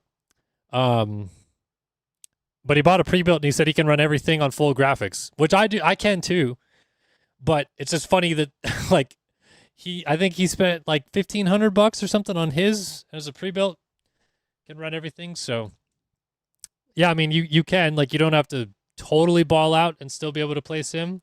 But if you want to have like the top graphics and be able to run 40 players on a server, you do have to spend a little bit of money and get the good stuff. Thank you, by the way, Lane, as well. The question in chat earlier came from, or I came up with the question earlier of, has there ever been a champion in the 450 class that has been in more last chance qualifiers than Seth Carr has been? Because Seth Carr is your champ this year, and he's been in 3 of them. He's made it all 3 times, but he's been in 3 of them, and the answer is no. Nobody else has ever been in 3 and still won the championship. The closest was Fresquez was in 2 of them in 2013. Leclerc was in 2 of them in 2018. Carter was in 2 of them in 2021 and 2022. And Seabolt was in 2 of them in 2020. Otherwise, Byron Downen never went to an LCQ in his season. Oh, Hunter Root was in 2 as well in 2015. So never 3, though. So new record this season put on by Seth Carr. He's the first guy ever to go to 3 last chance qualifiers and win the title still. But it is time for the final Supercross race of 2026. 20 minutes plus a lap in Salt Lake City. It's time to drop the gate for the finale. Jacob Hubbard versus Seabolt into turn number 1. Stats guy hole shot. Jacob Hubbard gets the final one of the year. Fittingly so, and Seabolt gets put on the ground by Johnny Padani. It's Hubbard leading the way from Padani. Reyes, Carr, Blakely inside the top 5. Now, how far can Jacob Hubbard sprint with this thing? That is the question. Sorry, just trying to get my live timing back up. There we go. So it's Hubbard, Padani, Carr, Reyes, Heilman, Braden Carter 9th at the end of lap number 1. For those keeping an eye out for him. And remember, Padani, fresh out of the LCQ, just won it, so he just saw what the track looks like right now, which is basically the same as it is right now. It resets every time. It's a little bit of a fun joke, just to say that he's got fresh track time.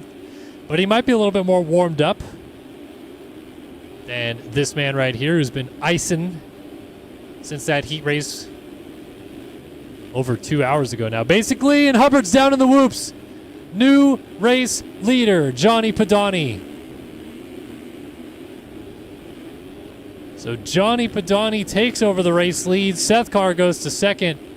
And Braden Carter has got to get a move on if he doesn't want Seth Carr to get away with this thing. It blows my mind that Carr can be down on lap 1 of the heat race, down on the start of the LCQ, and then just start top 5, and he's already into the race lead just like that. Lap 2, from 4th place in the LCQ, it is Seth Carr to the race lead.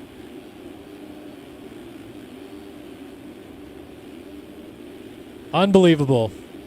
This kid has talent out his fingertips in this game. And when he wants to, he can just win at the drop of a hat, it seems. Or he could go fast at the drop of a hat, that's for sure. 48.9 is lap time last time by. This time, now that he has the race lead, 48.8. Just follows it right back up. Unreal. So Padani, Reyes, Castellaneta, Lang, Turley, Blakely, Ryan, O'Brien. I thought Carter was in here, but I guess not. He must have just went down when I came back here, because here he is in 11th.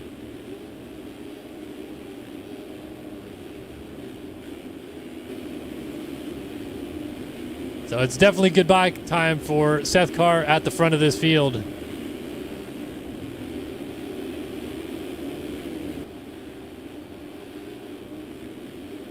Question is, can Braden Carter get even close enough to hope that if something does happen to your race leader, he would have a chance to win this race? I think it's going to be a long road ahead. He is 18 seconds off the race lead. Gets by Blake O'Brien, but then almost goes down. O'Brien takes that spot right back. Hubbard's back here. There is Devin Ryan, as we mentioned, all the BPC boys in the main event here tonight. Great to see for them. His team owner, Chase Blakely, right in front of him. And BPC stands for Blakely's Powder Coating. So shout out to the Blakely family for supporting the game. There's Turley, Lang, Castellaneta, Reyes, who's having a great ride right now in third. And then Padani. To Padani's credit, matched lap times with Carr last time by 50.2. And as I say that, Seth Carr goes 48.5. Almost want to go on board with him again just to see, because he's got clean air and probably about the best the track is going to be. It might get a little better in the next couple of laps.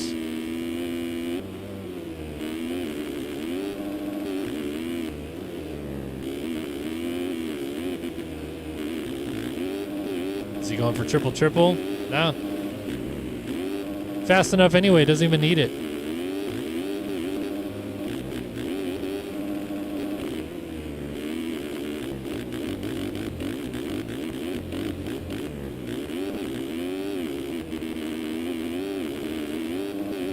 Good Lord, man, this kid is unreal. Look at how fast his lap is. 48.7 is 0.2 slower than his best. But he's absolutely cooking. 5.5 second lead out front. Let's give some love to this man right here, J.R. Reyes. Another real-life Rippa, who I believe has taken a hiatus from racing IRL. He's had a few tough injuries and taken a little bit of a step back from what I understand, but dude still knows how to rip on a dirt bike, that's for sure. And cool to see him do it virtually as well. Gonna feel the heat here soon from Braden Castellaneta.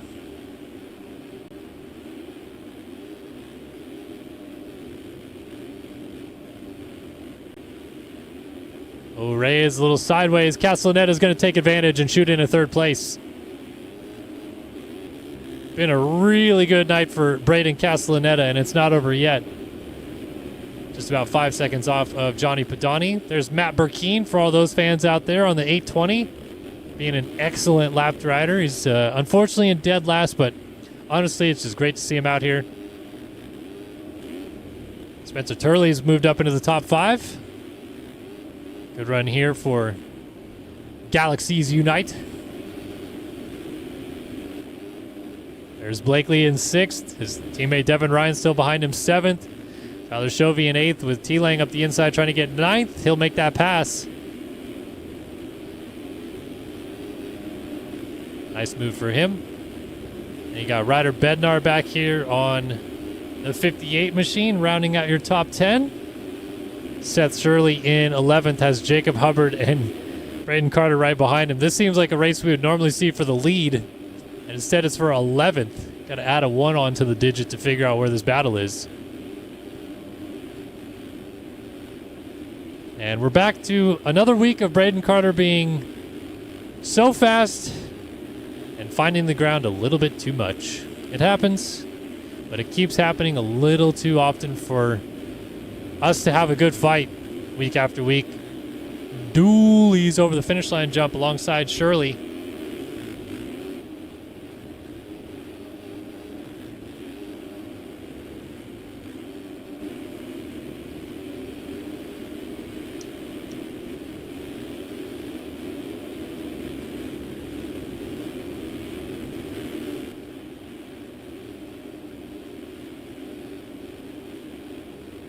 Battle continues, and Carter's still just right there, just lurking.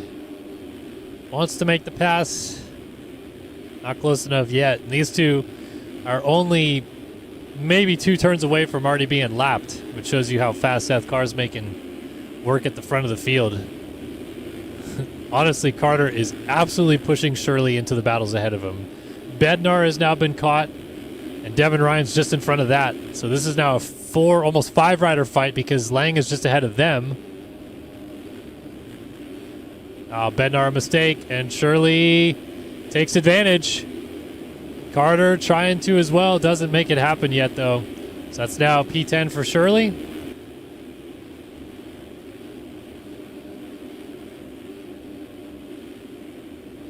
Bednar gives up the spot there to Carter, and also Jeremy Siebold's just behind these guys as well, charging. So now Shirley on Devin Ryan, going to get by him in the whoops. Nope. Front end dip. And down he goes. Carter goes by.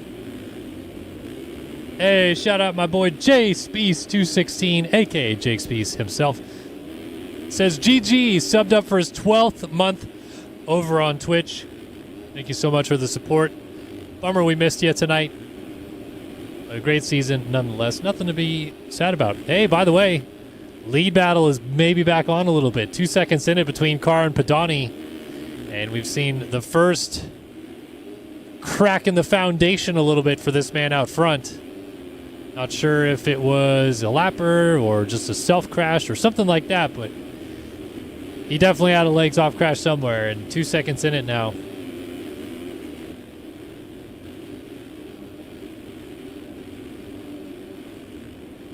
We're back to tripling over there. 3 into the corner here. Oh, the entry to the whoops is scary every single time.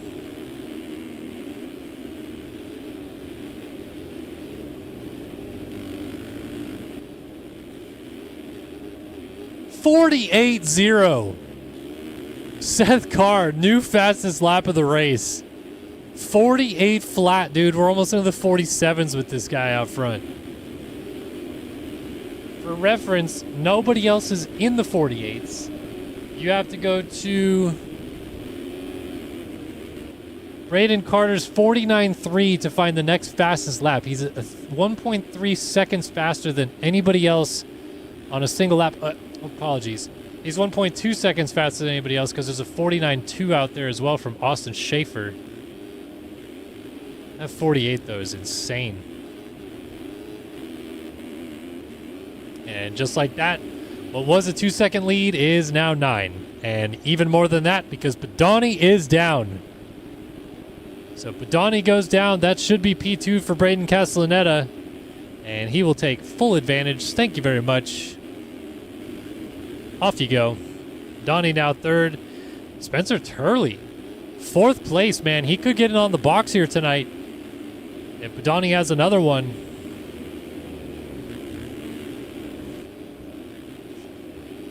What is up, my dudes? Indeed.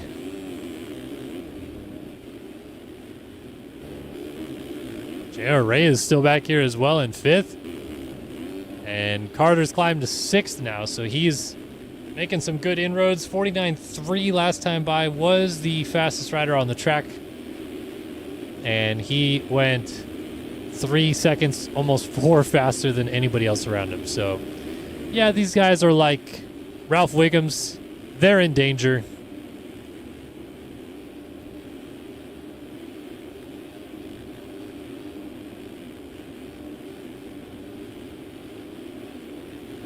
So I wonder what it is that Carter figured out. Maybe that is it right there, just kind of tire tapping the whoops. Lose a little bit of time, just a little bit. Probably a few tenths of a second we're talking by doing that line. But then if you can make it up on the other parts of the track, which you're good at, why not? Be a little safer one spot, be reckless on the others where you feel more comfortable. Maybe it works out.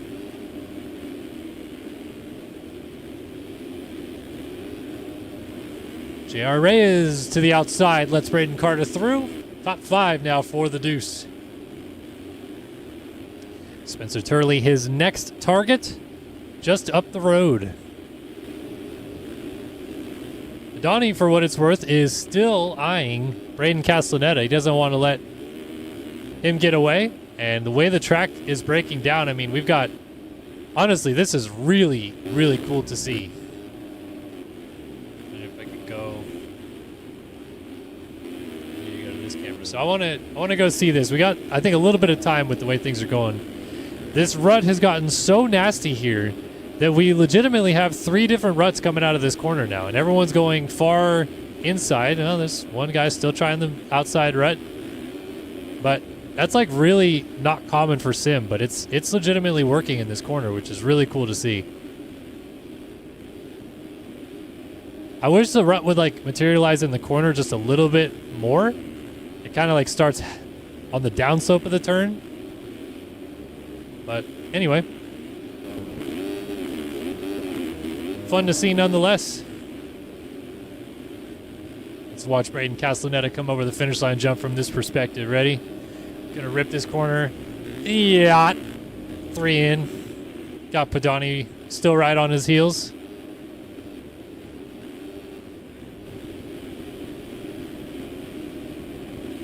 Your bike idling in the other lane. Don't think that's our leader though.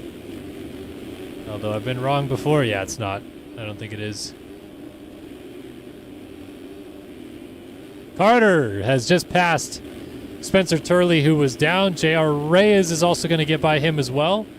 Top 5 performance here for J.R. Reyes on the cards potentially. And amazingly, Braden Carter is all the way back to only 3 seconds off of a podium. Holy smokes, is it getting weird up here too. We got lappers galore. Burkeen is one of them. The 6.6 of Austin Schaefer is another. 90 of Devin Ryan jumps off the track. And Carter's now just hitting the tail end of this group, and they're getting Riley coming back onto the track in front of him. So this must be what slowed down our race leader, Seth Carr, a little bit, because that gap had come down, and I was like, oh, that's curious. We'll keep an eye on it. And in the end, it's kind of evened out a little bit. As I say that, another mistake for Carr, as he laps the 64 there of Tyler Shovey, who's in 12th. This battle for second is heating up, though. Devin Davis going to swing out wide and let Castellaneta have the inside.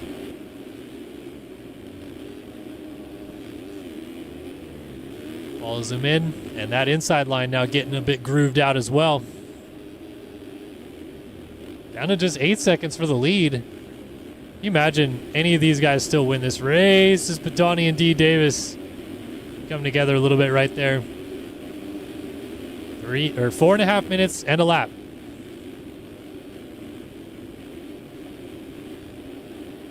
Nine seconds in it to the race lead for Seth Carr, and he's down at the end of the sand. A fortuitous switch of cameras by me. I did not expect it to happen that quickly, but here it is.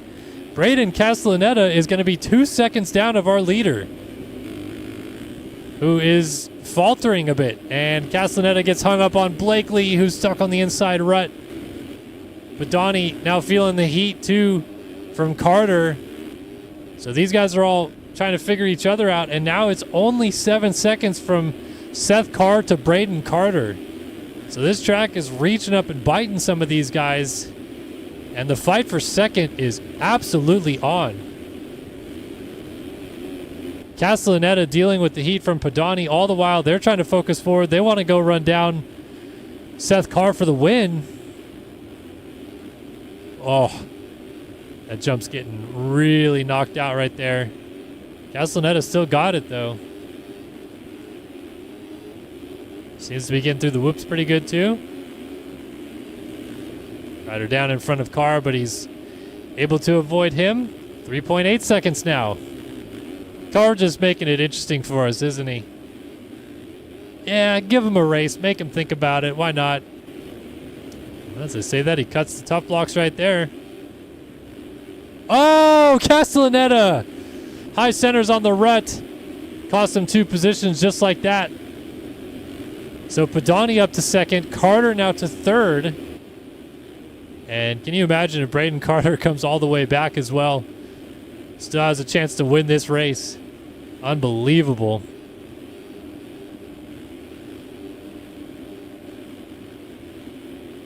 This road, though, is doing some work to this track.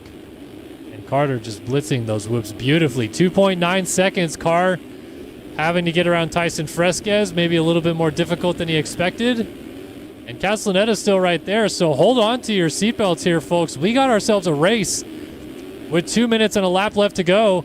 Braden Carter is all over Padani, and they are catching Seth Carr.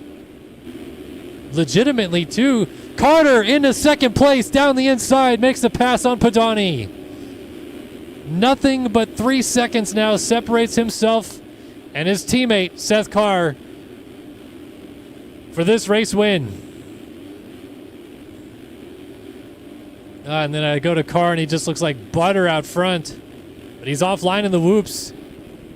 Oh, and it's a bit rough through there. Look at the speed Carter's carrying. He seems to have figured out this track. His car is off the track in the sand. 1.5 minutes left on this season, and we have a titanic fight going on for the win here tonight.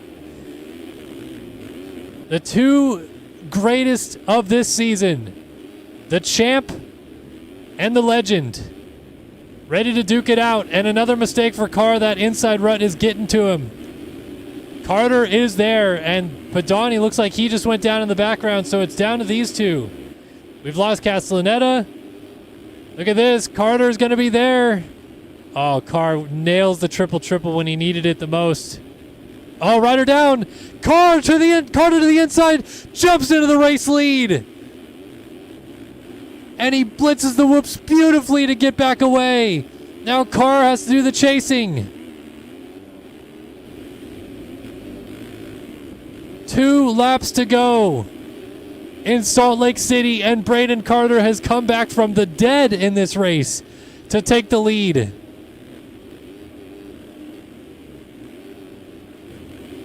Now can he hold it? Oh, Carr is down! He gets into the inside tough block and lands off the bike. He'll stay in second place. Padani was too far back. But Braden Carter is going to win this race, barring a disaster with a lap to go. 11-second gap. And you can't say he didn't earn this one. A little bit of misfortune, I would say, out front from Carr. Too many mistakes on his own part. Some lappers probably also coming into play.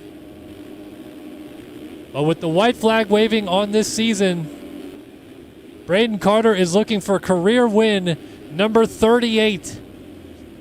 And maybe just a one last shot across the bow to his teammate to say, yeah, you might have got me this year, son. But we all know why I'm the GOAT in Supercross. It's going to be 25 points between them. Carr having already clinched this championship, but Carter just refused to give up on this season, refused to give up on the potential to win races week after week. He knows he's still the greatest all time in Supercross, and he's done it again. He pulls a rabbit out of his hat. Braden Carter wins the finale in Salt Lake City, his 38th career Supercross victory. And Seth Carr will have to be thinking about that one for the next 2 weeks as we head to outdoors, wondering how that one couldn't have gone his way. Johnny Padani ends his season on the box. A 3rd place finish for the 33. And Jeremy Siebold gets all the way back to 4th. He followed Carter through, really. That's a really good ride for Siebold. Underrated. Spencer Turley going to round out our top 5. Castellaneta, who was up here so long, ends up in 6th. And Seth Shirley, last guy in the lead lap, in 7th. It was J.R. Reyes 8th, Ryder Bednar 9th, Tyler Chovy in 10th, Schaefer Lang, Ryan Davis, Blakely Deering, Hubbard, Fresquez, Gebhardt, Burkeen, O'Brien, and Heilman. The runners for the final race of 2026. There's your final point standings. Seth Carr, 359. Braden Carter, 334.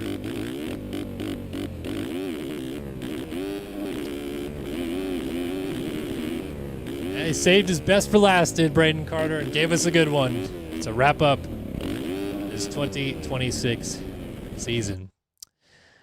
All right, we're going to hang out in our intermission screen right here and get ready to call some champions up. Oops, that's not what I meant to do. I meant to get that window up and see if we can get Mr. Braden Tharp on the line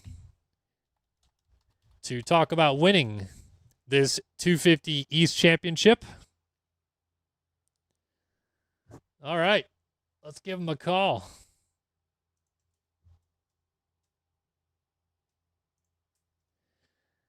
All right, and now joining us in said call. I don't know. Oh, hold on. He's probably not going to be able to hear me because I have my mic on a different. I don't think your mic's working in Discord. He knows. All right, there we go. Now he should be able to hear me. There we go. Joining us now is our newly crowned 250 East Supercross champion. Won the West last year, the East this year. You did the double. You came into the season wanting to go East and dominate, and to an effect you did. Spieth gave you a run for your money, but you're back on top again. How does it feel? Feels good. It would have I didn't really want to race 250, to be honest. I wanted to just go to 450, but I was just that was just terrible. So just had to go back down. Yeah, but I'm glad I beat Spieth because he kicked me from the team for racing 250. So that's good. At what point early in the season, I know the first couple of rounds of Supercross on the 450 started rough for you. Like, how quickly did you think, all right, let's do East. Let's get a little bit more experience. Let's go try to win another title and then come in fresh for 2027 next year. I mean, after the first 4 rounds, I actually was going to stay because round 3 and 4, I did okay. I got second and 9th. And then, I ran the wrong number in EU and got banned for round 5. So I decided I was racing East. That'll get you. Yeah. Well, it was for one main of a Triple Crown. I don't know how I even got banned for it. Yeah. But anyway, yeah. So the East Championship, it was a bit weird because obviously you start off on the right foot with a win. You and Spieth kind of traded wins back and forth. Chelsea was there early, then fell off. Did you feel that things were always kind of trending your way, or were there times during the season where you're like, man, even this isn't going how I thought it would? Honestly, until the second East-West, I thought I was gonna win, and then I got 11th and I was winning at the start. It was actually probably the worst race of my life. And I did terrible at the first East-West too. I just can't do good. I don't know why. Only the last round every year. Yeah. Well, you definitely pulled through. I feel like after that showdown, you kind of corrected course, started winning races again, and Spieth was faltering a little bit. Did you feel like there was a race in the last 3 or so that almost solidified it for you? Okay, now I got this. Yeah, whatever was before this, that was East. When I crashed on the start and then I still beat Spieth somehow, that's the race I knew I'd probably would win. And then right after the race, Spieth said he wasn't going to race the last round, so I knew right away. But you're like, man, I wish I could have celebrated a little bit more. Yeah, it kind of sucked too because I almost won, so it sucked that I didn't even win the last race that Spieth was there. Yeah, talk about tonight just real quick. Obviously, you're fired up to still come out and win this race, get another win, your 10th career win. Yeah, it was a motivation just to tie that all-time record list. Nah, honestly, I wanted to just win because I haven't even top 5 to East-West this year, so I just needed to do good. And then also, apparently Prod said that the championship was fake if I didn't win during the race, so I had to lock in. Sounds like something Prod would say. Yeah, of course he would. But yeah, man, you're champion again. Obviously a fantastic season. Reflecting now on both of your championships, do you have a favorite race or memory from both of them that kind of sticks out to you?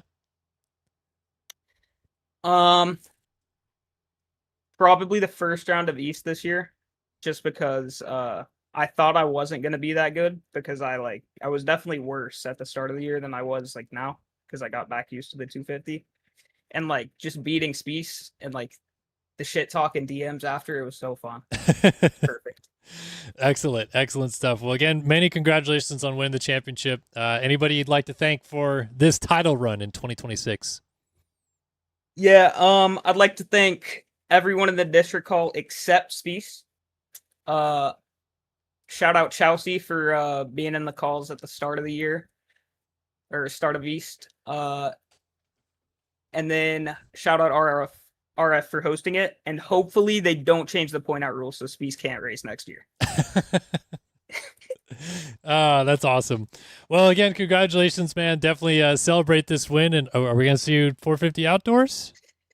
Nah, I got her on the number one. Oh, all right. Okay. To. Yeah, that's fair. That's fair. I thought maybe you'd had enough of winning, you know? Nah, I mean, I'll probably lose, but I'll try. I'll try to win. All right. Well, we'll see you in 2 weeks' time, Apollo, man. Have a good one. You too. All right. That is 250 East champion Braden Tharp. And we're going to see if Cash Woods is available. I think he's going to be on his phone, maybe, on the road. So we'll give him a minute and see if he can just get settled. Or whether or not it'll even work at all. Also, again, congratulations, OG BPC, a.k.a. Braden Carter, for winning again here tonight. Subbed up for his 70th month on Twitch. Incredible. You guys want to hear from Wyatt Grant, but I mean, he didn't finish on the podium tonight. He didn't even win. I'm just like going to be pulling people in for no good reason at that point. Like, if anybody, I should call Carter and be like, how does it feel to win the finale? For those that also would ask this question, we did ask again if Seth Carr wanted to do a post-race chat. He declined again. Says it's nothing against me or the series or anything like that, just something that he doesn't want to do. So no hard feelings there. Totally get it. If someone doesn't want to be interviewed, I'm not going to force them to. We don't have unions or making a ton of money here that we have to do that stuff anyway. So, but congratulations, of course, to Seth Carr winning the 450 Supercross Championship. And I think we are just about to get Cash Woods here. He said, give me 2 minutes. 2 minutes are almost up. So we'll see what we can get here. But yeah, thanks everyone for tuning in this year, man. It's been a lot of fun. Calling the action for you guys. A lot of memorable races. And had a lot of fun guests in booth. I also would like to apologize because I said I would have a special guest for the penultimate round last week, which was, of course, Denver. And that was going to be my buddy Grant Harlan coming back in studio again. But unfortunately, my wife, daughter, and son were all sick. And I'm not going to invite a pro Supercross racer into my house with a family full of sick people. And even when we told them they were sick, they were like, yeah, we're good. So no hard feelings there either. All right, let's call up Cash Woods here and see if we can chat with our 250 West champion for this year. There he is, Cash Woods. Great to have you with us. Not the night you wanted, obviously, but congratulations just winning this championship, man. It was a big season for you. You've wrapped it up super early, so you've had a lot of time to probably think about it. But yeah, what's this season been like, man? It's been great to watch. To be honest, it's been like, it was great at the start. I was having so much fun at the start, and then kind of towards the mid, like I was so far up that I was like pretty mentally checked out, to be honest. So it kind of just, I stopped caring as much. It felt like I had already won at like round 5. So it was cool. The last month and a half, I've just been on outdoors, so not much soupy time to get in. That's what I think Spies maybe said it in the chat when you failed to qualify tonight, that like you're on your outdoor setups, you've been grinding outdoors, so maybe Supercross not coming as comfy to you. But then last week you looked pretty good, so like, I don't know, maybe I was surprised to see you miss the main, but I get it. Like, you've been grinding, man. That's cool. Just like, is outdoors coming good, or are we going to be killing it outdoors too? Oh yeah. I'd like to say outdoors is where I'm way better outdoors, I think, than Supercross. So I'm kind of surprised actually that I won Supercross by so much, because I think I am like 10 times better at outdoors. Oh man, the gauntlet's going to be laid down. Everyone's going to be coming after you, even though Tharp's got the number 1 plate, I think. Yeah, Tharp's washed though, so we're not even worried about Tharp. I love it. No, but obviously a great season overall. Man, you went on a run there early after winning the second round. It just seemed like every race you found another way to get up there and battle, if not win. You'd be right on the box every week. Did this season feel like kind of what you expected it to, or did it come easier in a sense than you thought too? I thought it was way easier than I thought, because after the first round, like I won by whatever 20-ish seconds. So I mean, but Delaire at the beginning, he was like kind of giving me a run. So I didn't think it would be as easy, but I mean, then everybody kind of quit or gave up. I don't really know. But yeah, it definitely came a lot easier than I had expected. I think you demoralized everybody early, man. Like you had the raw speed and you started winning races, and everyone's like, "Yeah, he's gonna be pretty tough to beat." But I Yeah. mean, there was still like you had a lot of good races. I feel like I want to bring up Seattle because you and Joey went at it again. That was the same race you guys went at it in. Same race you guys went at it in 2025, but that race was crazy, man, and you still won there too. So like it just feels like some things were going your way too, huh? Yeah, definitely. Especially Seattle and what was A2? A2 I was like 18th off the start or something, and it just people kept crashing. The whole season just kind of went my way, to be honest.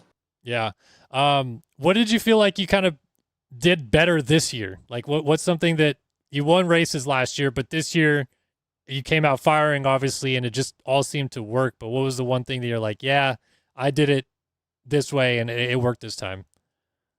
Consistency. I was so much more consistent this year than last year. Like it's not even really close. Like the first two races, I didn't have a legs in either of the mains, other than when Javik decided he was gonna, you know, pump me on the last lap for whatever reason.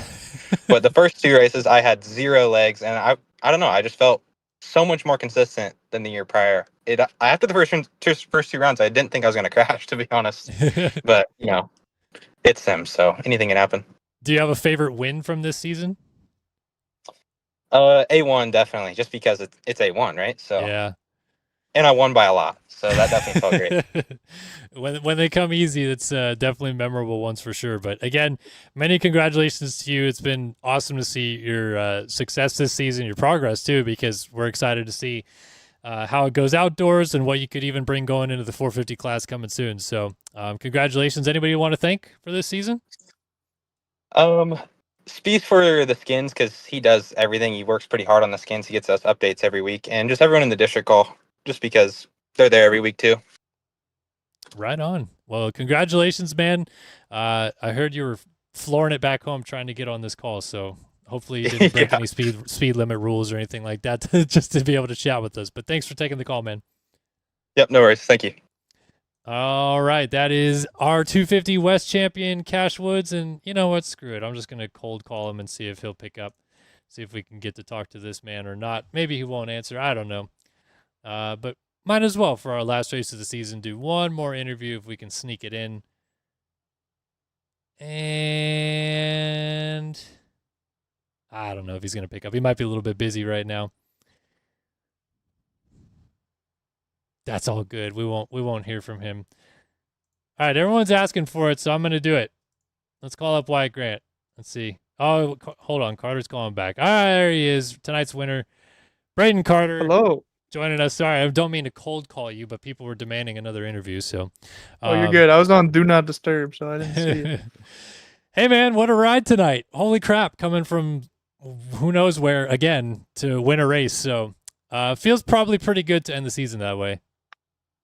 Yeah, for sure. Finally figured it out. With Seth finally started crashing a little bit at the end of the season, so that made it a little easier. Did you think, like, okay, so he's been in LCQs 3 of the last 4 weeks. He somehow made it every time. Like, even tonight, I was a little bit surprised that it worked out the way that it did. Like, did you start to think that you could get back in this championship at some point down the stretch?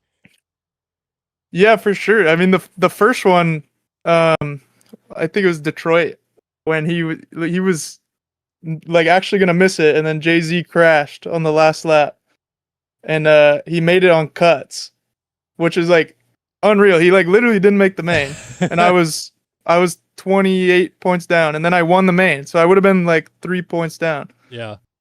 So I mean, after the second time, also I don't remember what track it was where he barely got into fourth. Like, I mean, he's got it, man. I don't know. That's all him. He's got the clutch gene, I think. That's always you had that when you were winning your titles, man. Like every year you would just be like, he's down again and he's gonna win. Like somewhere out of nowhere pulls it out.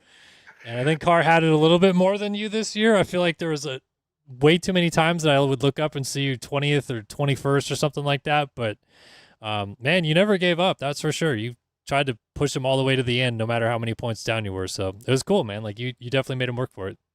Yeah, for sure. I was just want to get some race wins at the end of the season.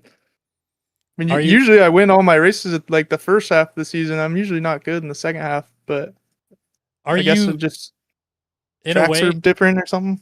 in a way are you any like happier with this season? Like last year, you're so close. You don't win the title. It's so close at the end. It ends in a heartbreak, if you will. This way, you're not, close in points, but maybe the speed was a little bit more there. Like old Braden seemed to be back a little bit again. Definitely like the last last six. I'm not even gonna say it. Last 6 or 8 rounds. I was feeling good. Like even if I got a bad start, I could get up there. And I think Seth wasn't getting as lucky as he was like the first half of the season. Like he was getting some people killing him, and just shit that happens to all of us, which he didn't really have the first half of the season. Yeah. He started getting the like normal player luck, and it kind of evened the playing field. Well, you've now won 38 of these damn things. The numbers just keep adding up. You're now 10 ahead of Tyson Fresquez, which he was 10 ahead of Brian Haskell till you rolled along. How long is this going to keep going? Are we going to get deep into the 40s? Is 50 a potential? I mean, it depends how long around, to be honest. I'm probably gonna keep showing up. Unless I like can't do the work or something like that. But I don't plan on quitting unless the series dies or something, or if you stop streaming, maybe I'll stop racing. Kind of takes the fun out of it. Don't put that pressure on me. Come on now. I think that's the way a lot of people feel. Well, I'm going to try to do some outdoors for sure, but I think I'll be back for Supercross next year. This was a lot of fun. And thank you to you and Seth and Colby this year as well was really good. And everyone else that week after week, man, like you guys put on hella good races. So thank you. Yeah, I mean, Seth was just unreal. His speed is crazy. And like outdoors, he's going to be even better, I think. So we'll see how that goes. Yeah. Can we step up outdoors, please? Like, can we win a moto? Yeah, I won one last year. Okay, so all right. I went 39-1 at Millville. From the Consi. Nice. But I think I am only gonna be able to do the first round, and then I'll be gone for like 4 weeks, and then we'll try to step it up the last few rounds. Maybe get a moto win. Lane Burks At least wants a you few to go back podiums. to 250 outdoors, by the way. I don't know. Hey, that might be a potential if Oh. Seth's just too good. Oh, let's see the deuce going up against the 1 and the 14 and all the other 250 guys. That'd be sick. Oh, yep. Sully will be out there, the 11. Oh, man. Well, can't wait. But thanks for answering the call, man. I know Seth didn't want to do it, but I appreciate you taking the time and giving us a little shout here after this race. Yeah, no problem. Fun season. All right. Thanks, Braden. See ya. See ya. All right. That's Braden Carter, tonight's winner. And just for shits and gigs, let's go ahead and see if we can call up Wyatt Grant. I want to make sure that this is actually him. Don't want to call the wrong guy. Yeah, okay. This is him. All right. We're going to call up Wyatt Grant because people are demanding it. See if he'll pick up. All right. Wyatt Grant now joining us, our little post show here. Everybody says that you got stuff to say. So what do you got to say to the people, Wyatt Grant? Cash Woods is lucky he didn't race the rest of the season on the 250. Why didn't you? Like, what? You were so good at Glendale. I know it wasn't exactly what you wanted the next 2 races after that, but you should have just come back. I missed day 1, bro. And? I know. I just couldn't come back from that. I had Yeah. a big get off in the rhythm. Got ran over a bunch of times, so I had to heal up and race the 40 for a bit. Had to heal up and race a 450. I mean, it almost worked out. You almost won a 450 race. You could have been one of those guys that said you won both classes in a season, but we won't talk about that. Sad news. Yeah, that's good. I'm ready for MX though. I'm probably gonna race I'll probably do a 450. Yeah, we're back. We're going back to the 450. Yeah, I think I can get some podiums in 40. When are we going to get you and Tate on the gate together? Never? In what, sim or real life? Yeah, no, Like, sim, which bro. one? I mean, he's in AMs right now, so I know. He's got to get the work going. I know. I give him some setups and stuff for different tracks, but hoping next year. Oh man. Well, honestly, like you've been really fun to cover this year because you were in the fight a lot and winning races again, which is cool. And I think everyone's a little bit partial to your style, so that was also really I'm nice. Cindy. You are quite Sendy, but you got Yeah. steez too. Like you were not shy to throw it upside down in the first lap in the lead. Nah. Nah. Like, I also raced 450 because it kind of got boring, like just grinding one class. Yeah. So I don't know, but I'm ready for outdoors. 450 outdoors got a win this season. You got 2 wins this season. Are we gonna Hmm win motos outdoors? You think? Yeah, I think we can. Oh. If Seth Carr doesn't get the whole shot, though, I think we can do it. But if he gets the whole shot, it's pretty much over. I say you just call your shot and say you can beat him straight up. I mean, I better grind. I better grind. All right. Well, the people one wanted to grind as hear much from as you. him. People wanted to hear from you, so that's why I wanted to give you a call. But yeah, killer season 2, man. Congrats. Thanks, Kellen. Yes, sir. All right. That is Wyatt Grant. And that's going to do it, I think, for us this season. I did say before we left that I would tell you guys kind of my rough plan, and sorry that this is going to be on the screen, so we'll move it over there. So outdoors, here's the deal. I don't know that I really want to do it when I'm traveling. And I travel to basically all the East Coast rounds. I think the only one I miss is Ironman. But I'm doing High Point, Redbud, Southwick, Buds, Unadilla, something else, Millville.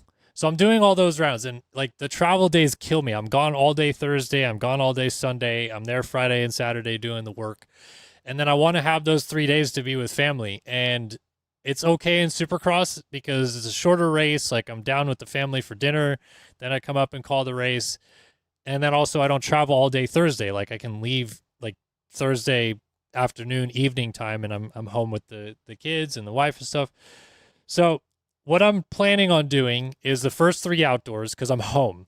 And so I'll do Paula, I will do Hangtown, and I will do Thunder Valley. And I think I'm going to only commit to that right now until I can figure something else out. Now, if I bring on like another sponsor or something that helps like foot the cost of doing it and all that time that it's going to take me away from being with the family, then I would obviously be motivated to do more. Or maybe I could also work out something where someone else who streams, I know Talon or Jay-Z, those guys also like to stream.